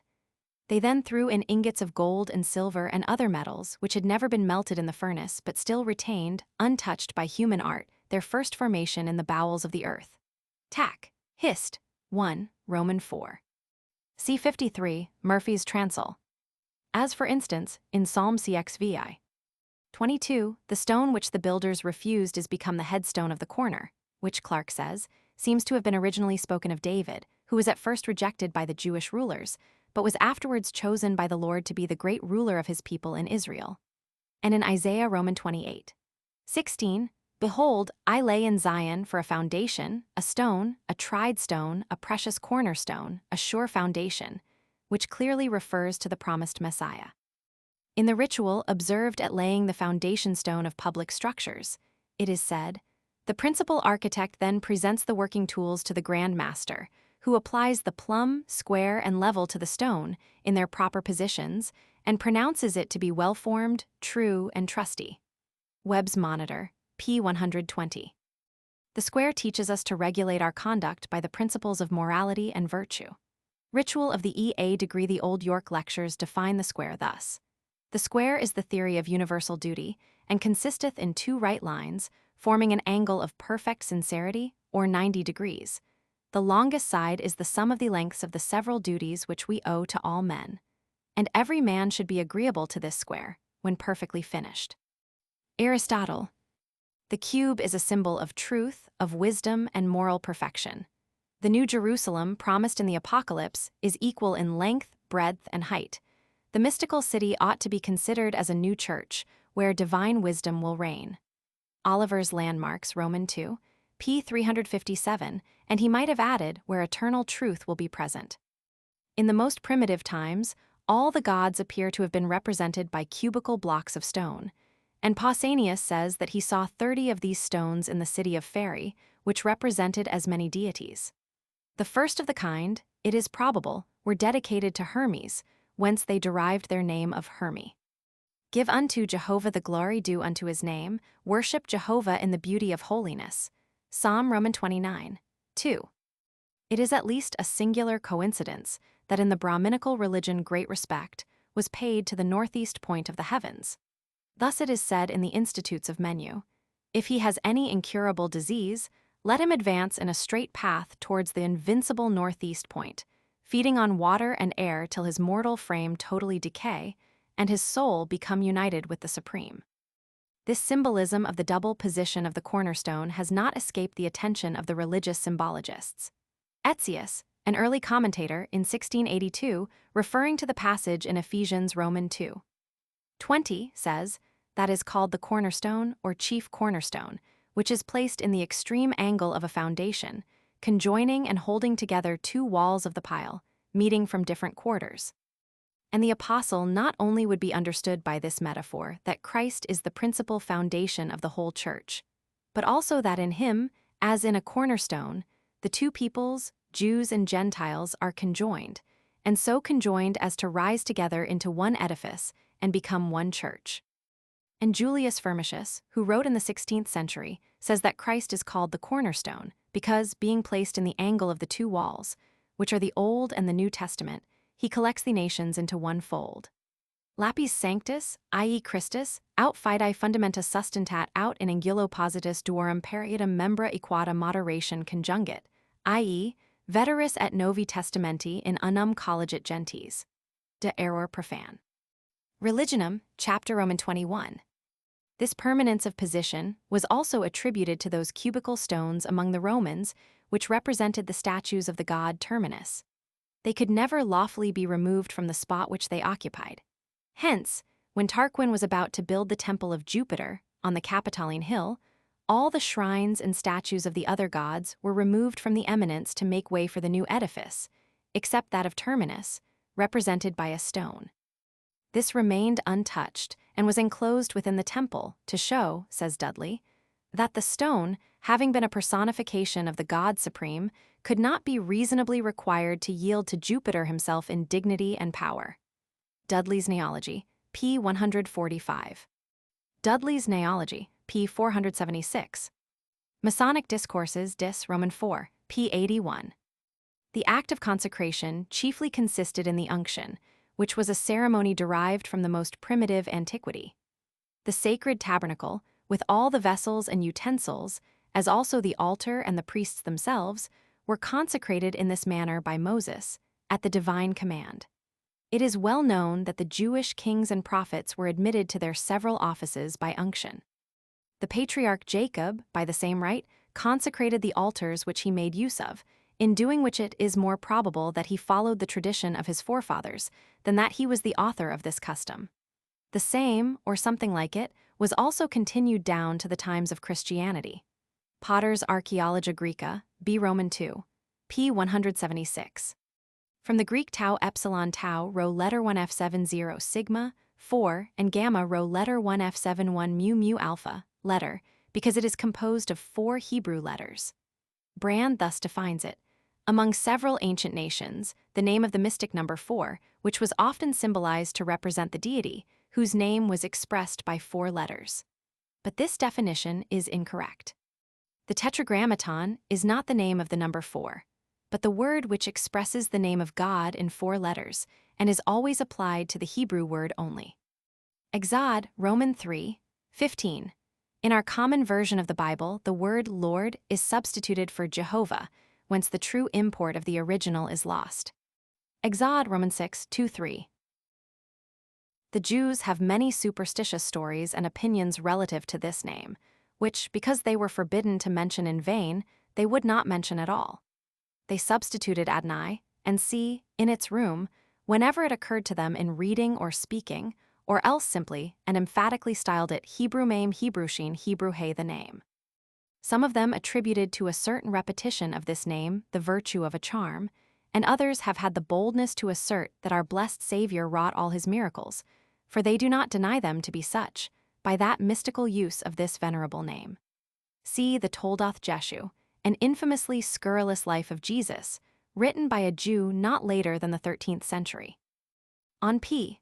7, edition of Wagen Salius, 1681, is a succinct detail of the manner in which our Savior is said to have entered the temple and obtained possession of the holy name.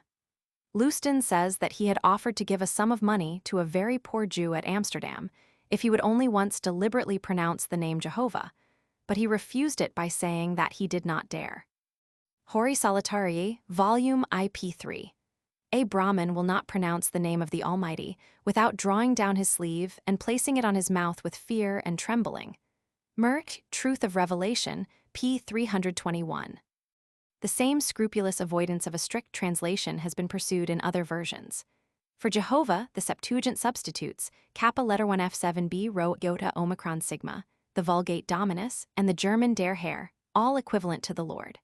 The French version uses the title L'Eternal, but with a better comprehension of the value of the word, Loth in his Isaiah, the Swedenborgian version of the Psalms, and some other recent versions have restored the original name.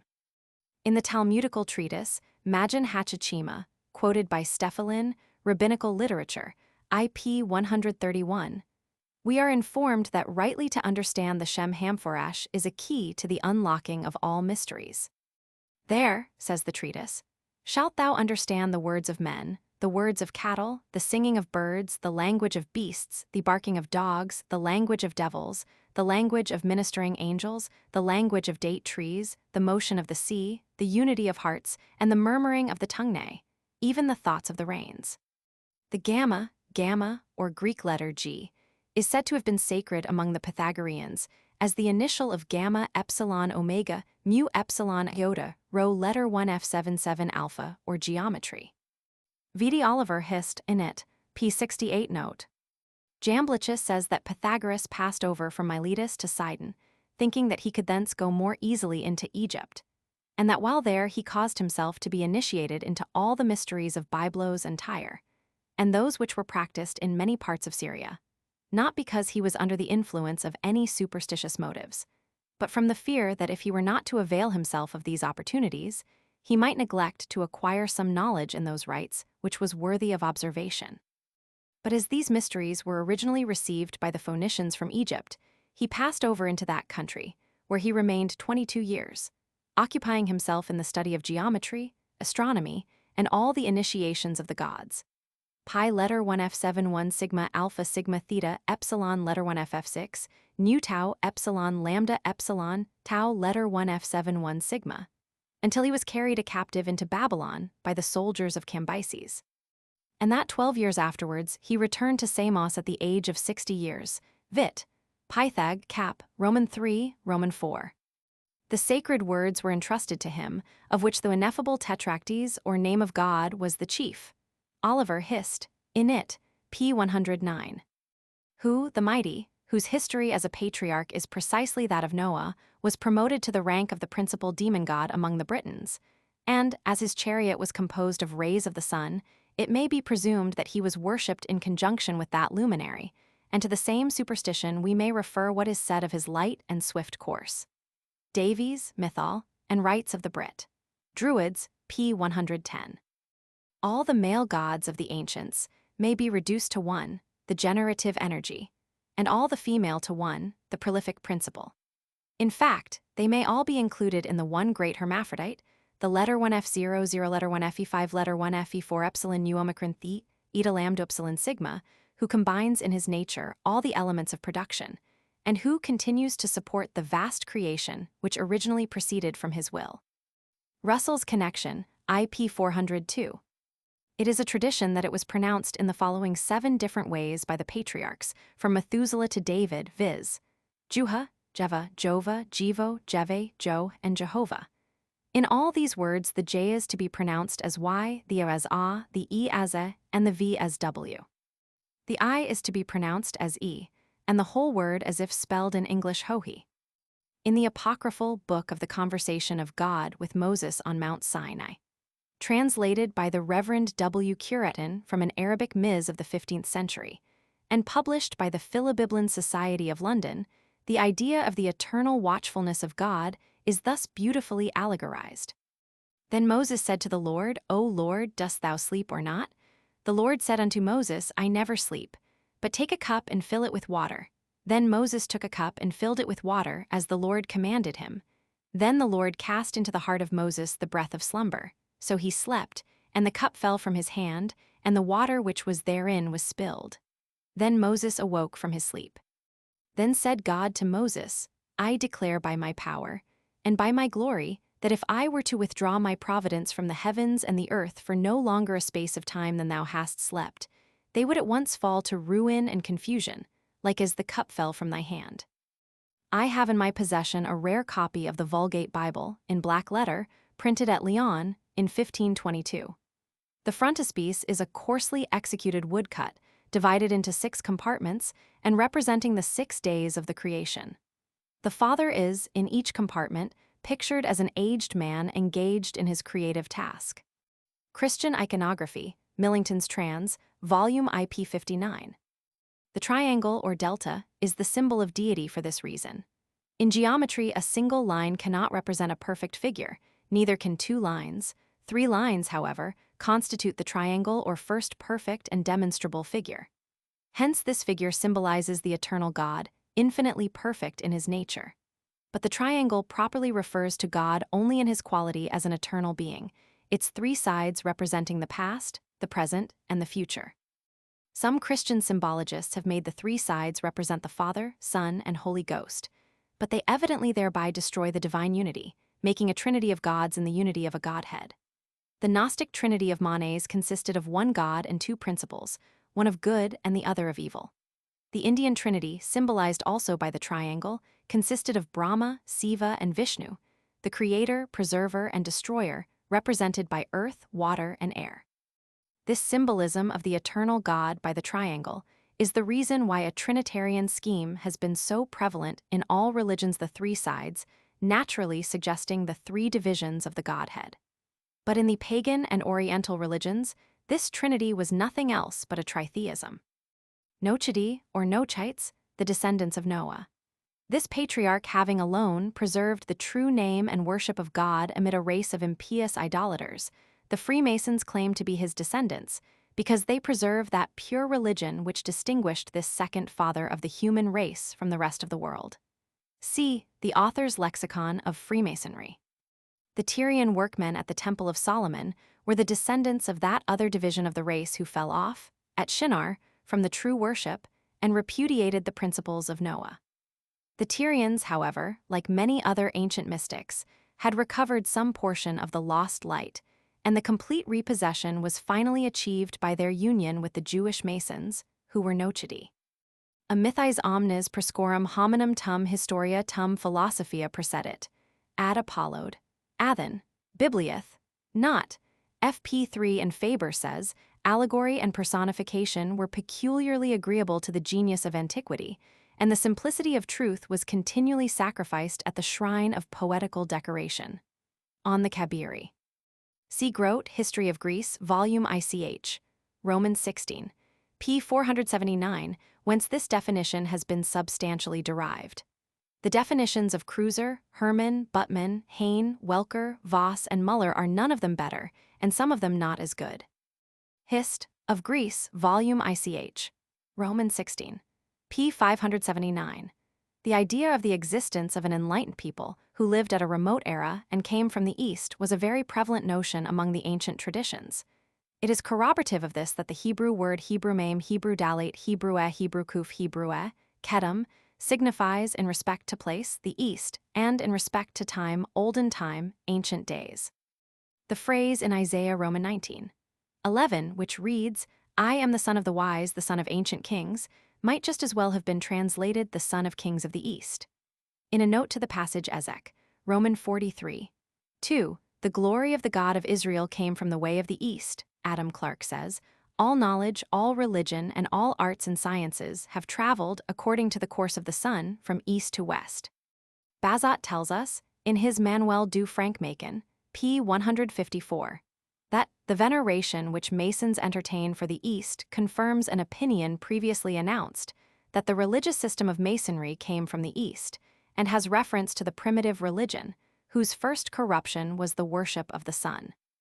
And lastly, the Masonic reader will recollect the answer given in the Leland Ms. to the question respecting the origin of Masonry, namely, it did begin, I modernize the orthography, with the first men in the East, which were before the first men of the West. And coming westerly, it hath brought herewith all comforts to the wild and comfortless. Locke's commentary on this answer may conclude this note. It should seem by this that Masons believe there were men in the East before Adam, who is called the first man of the West, and that arts and sciences began in the East. Some authors of great note for learning have been of the same opinion, and it is certain that Europe and Africa, which, in respect to Asia, may be called Western countries, were wild and savage long after arts and politeness of manners were in great perfection in China and the Indies. The Talmudists make the same allusions to the superiority of the East. Thus, Rabbi Bechai says, Adam was created with his face towards the east that he might behold the light and the rising sun, whence the east was to him the anterior part of the world. Strauss makes a division of myths into historical, philosophical, and poetical. Leben Jesu his poetical myth agrees with my first division, his philosophical with my second, and his historical with my third. But I object to the word poetical as a distinctive term, because all myths have their foundation in the poetic idea. Ullmann, for instance, distinguishes between a myth and a legend, the former containing, to a great degree, fiction combined with history, and the latter having but a few faint echoes of mythical history. In his Prolegomena zu einer wissenschaftlichen Mythologie, Cap. Roman 4, this valuable work was translated in 1844 by Mr. John Leitch. Historical Landmarks, I-53. See an article by the author on the unwritten landmarks of Freemasonry in the first volume of the Masonic Miscellany, in which this subject is treated at considerable length. As a matter of some interest to the curious reader, I insert the legend as published in the Gentleman's Magazine of June, 1815, from It Is Said, a parchment roll supposed to have been written early in the 17th century, and which, if so, was in all probability copied from one of an older date.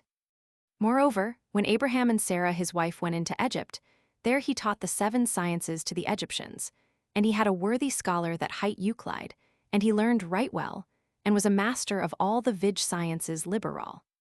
And in his days it befell that the lord and the estates of the realmy had so many sons that they had gotten some by their wives, and some by other ladies of the realmy. For that land is a hot land and a plenteous of generation. And they had not competent livelihood to find with their children, wherefore they made much care. And then the king of the land made a great council and a parliament, to wit, how they might find their children honestly as gentlemen. And they could find no manner of good way. And then they did cry through all the realmy, if there were any man that could inform them, that he should come to them, and he should be so rewarded for his travail, that he should hold him pleased. After that this cry was made, then came this worthy clerk Euclid, and said to the king and to all his great lords, If ye will, take me your children to govern, and to teach them one of the 7 sciences, wherewith they may live honestly as gentlemen should, under a condition that ye will grant me and them a commission that I may have power to rule them after the manner that the science ought to be ruled. And that the king and all his council granted to him anon, and sealed their commission.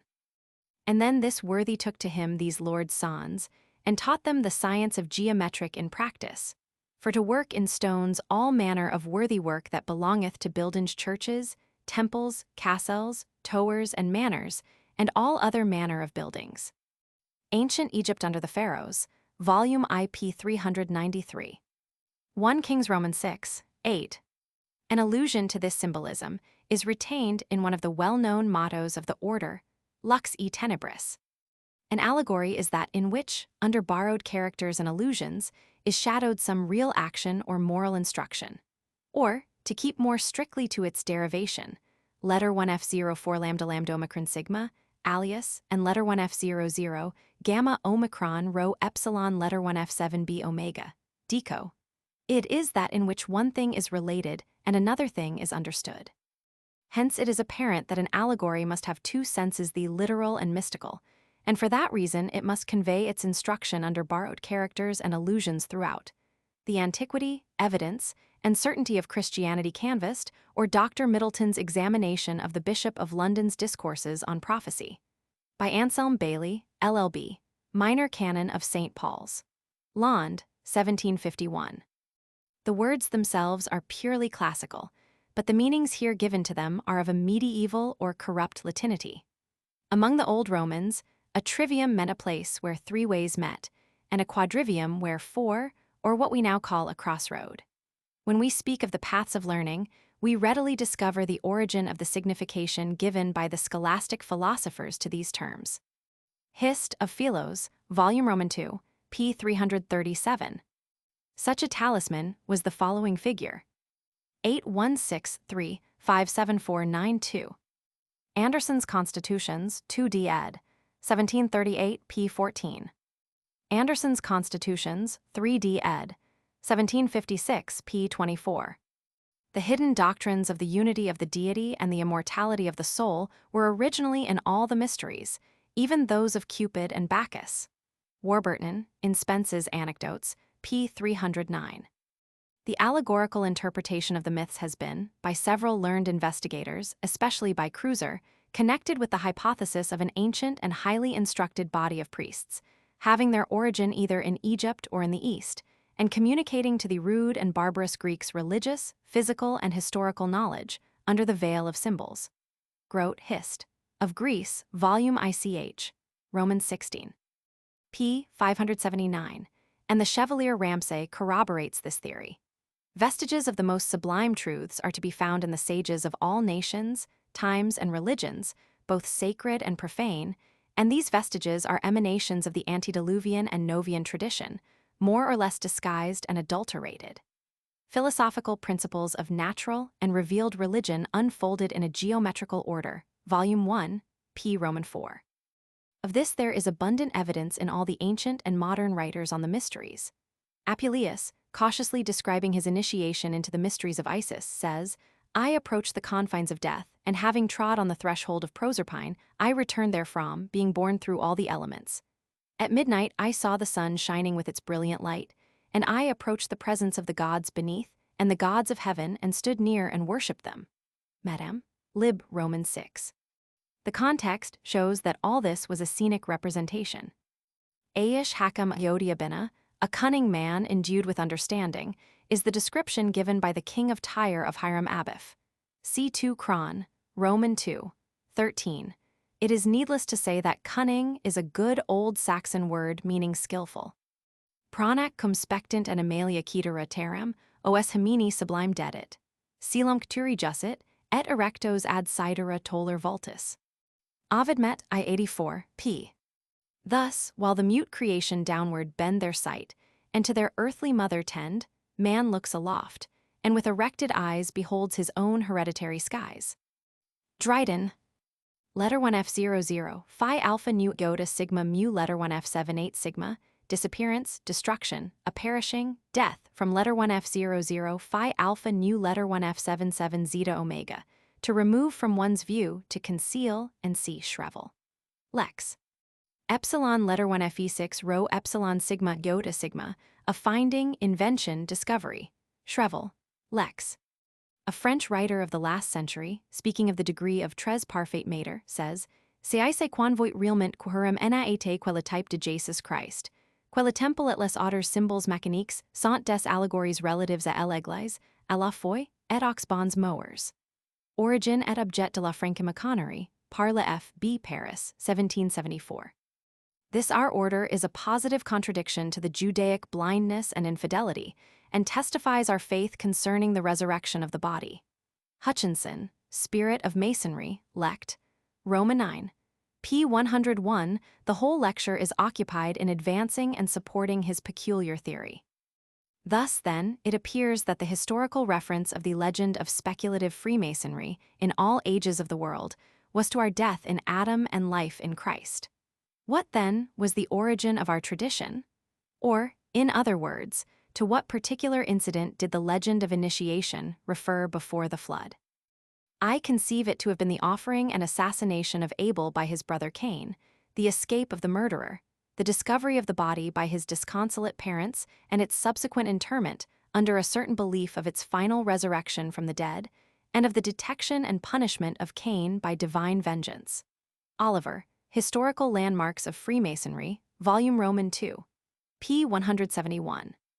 Le grade de mater va donc nous retracer allégoriquement la mort du lumière meurant en hiver pour reparator et ressusciter au printemps. Ragan, Curs Philos, et interp. Des init, p. 158. Dans l'ordre moral, Hiram est autor chose quella racin éternelle, par qui tout est pendere, réglé, conservé. Des etings, others mécaniques, p. 90. With the same argument would I meet the hypothesis that Hiram was the representative of Charles I of England, an hypothesis now so generally abandoned, that I have not thought it worth noticing in the text.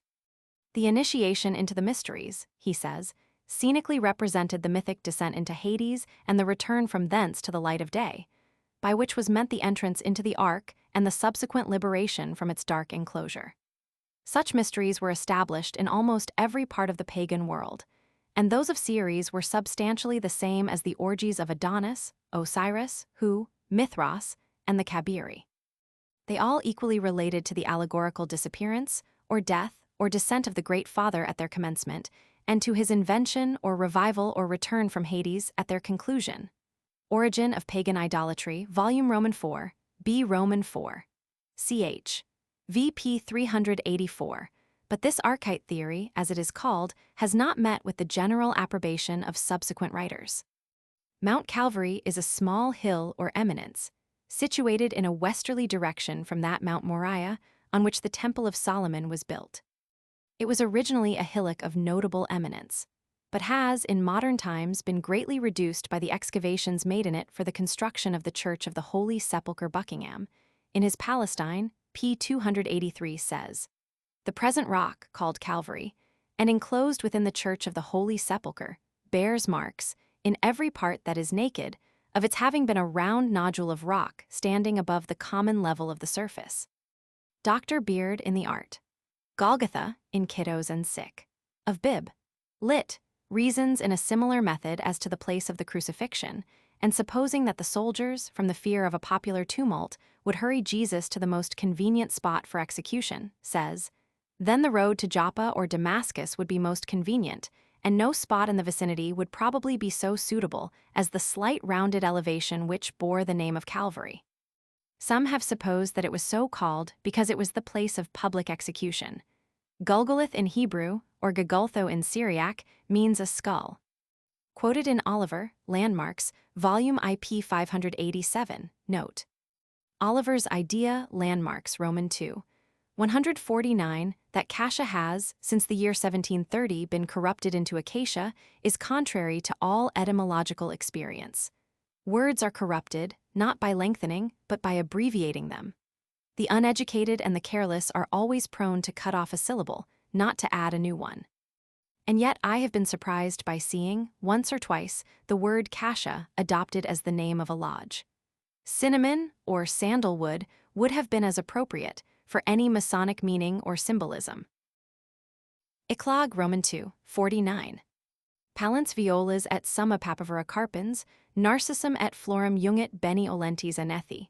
Tum cassia. Atc aliis in Texans suavibus herbis, mollia ludiola pingit vaccinia, caltha. Exod, XXX, 24 Ezek, Roman 27, 9 and PS Roman 45, 8. Oliver, it is true, says that there is not the smallest trace of any tree of the kind growing so far north as Jerusalem, Landum, Roman 2, 136. But this statement is refuted by the authority of Lieutenant Lynch, who saw it growing in great abundance at Jericho and still farther north. Expt. To the Dead Sea, p. 262, the Rabbi Joseph Schwarz, who is excellent authority, says, "The acacia shittim tree al-sunt is found in Palestine of different varieties. It looks like the mulberry tree, attains a great height, and has a hard wood. The gum which is obtained from it is the gum Arabic."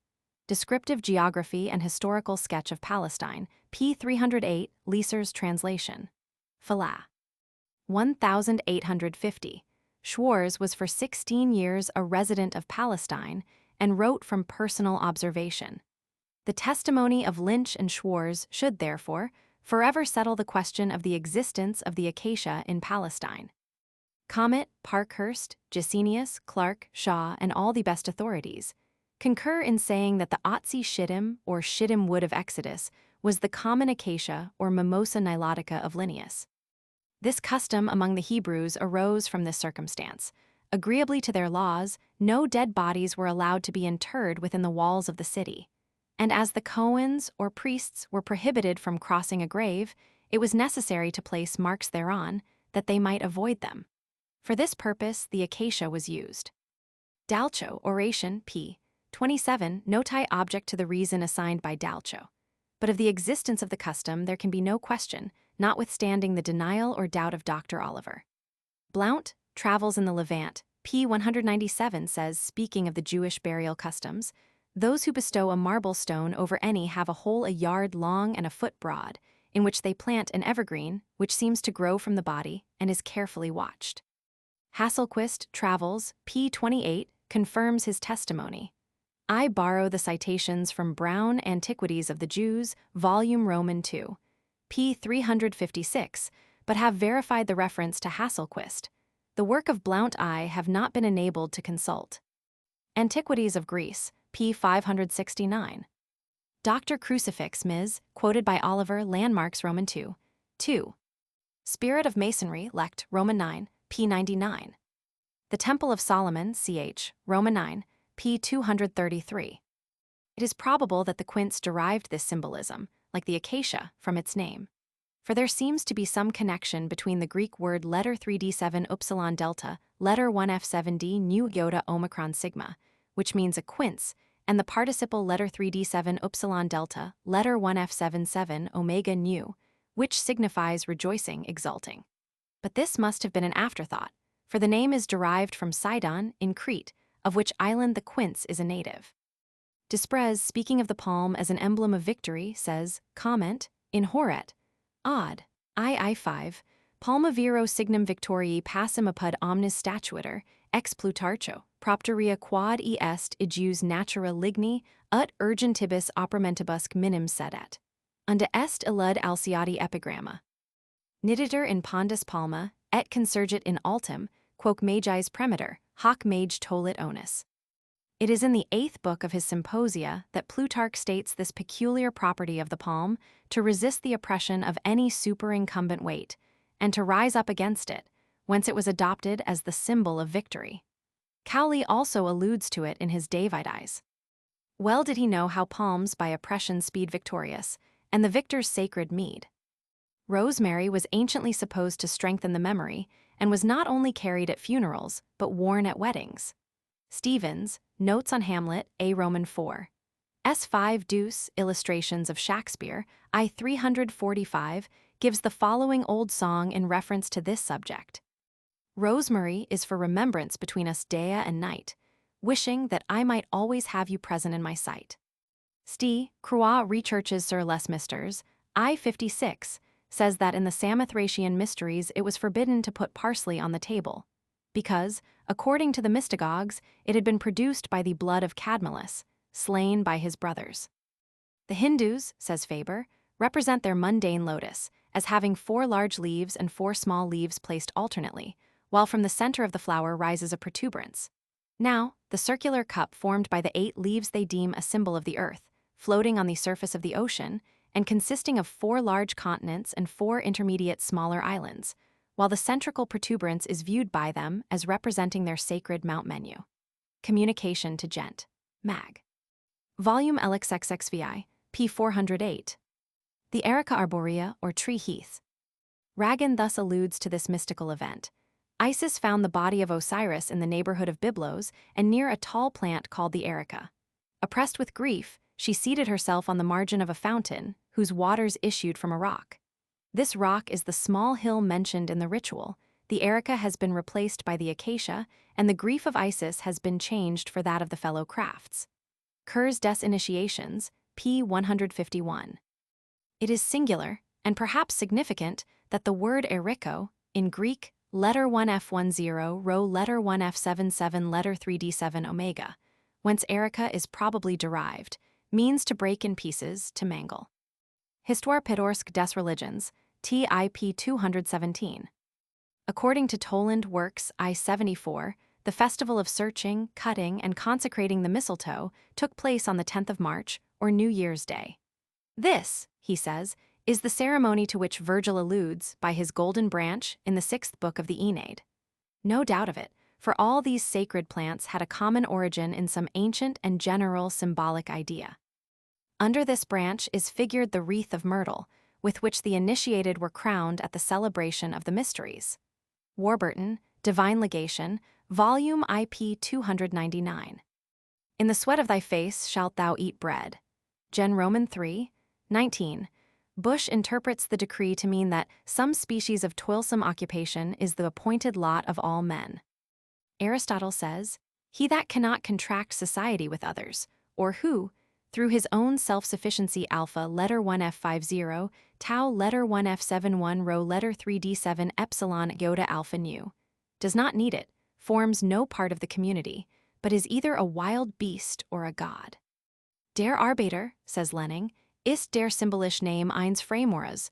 The workman is the symbolic name of a Freemason, and Cyclop, der Frommererei. John Roman 3, 1921. I Corinth Roman 3, 9. Orbis Miraculum, or the Temple of Solomon, portrayed by Scripture Light, ch. Roma 9, p. 192.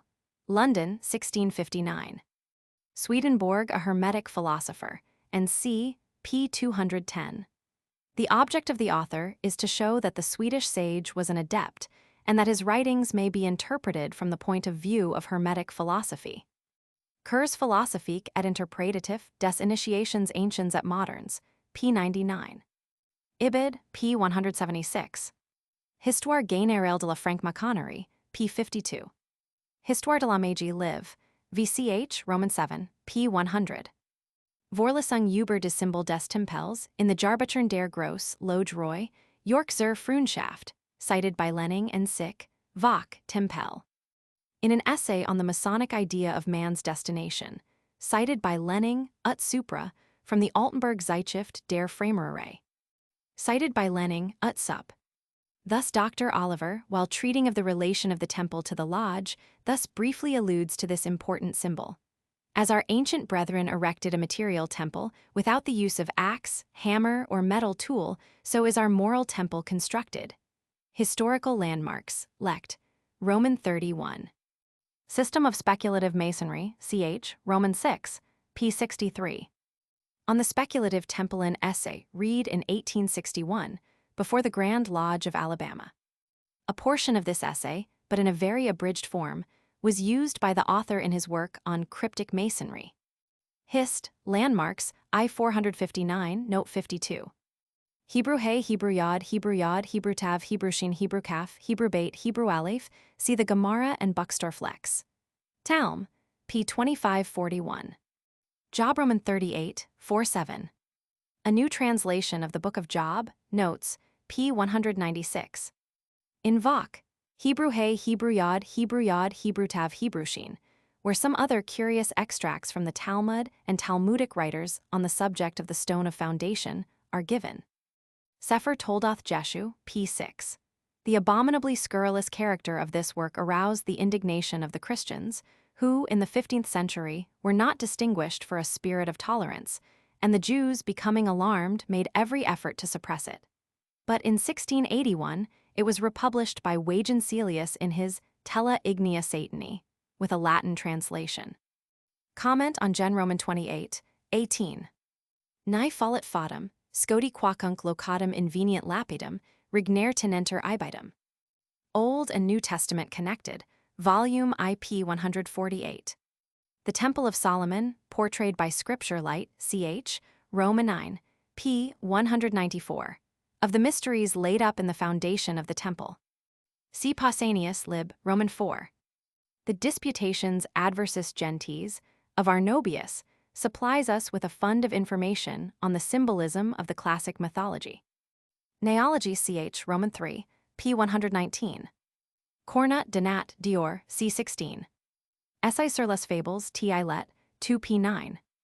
Bosworth Og, Sachs, Dict, defines trioth to signify troth, truth, treaty, league, pledge, covenant. End of project, Gutenberg's The Symbolism of Freemasonry, by Albert G. Mackey.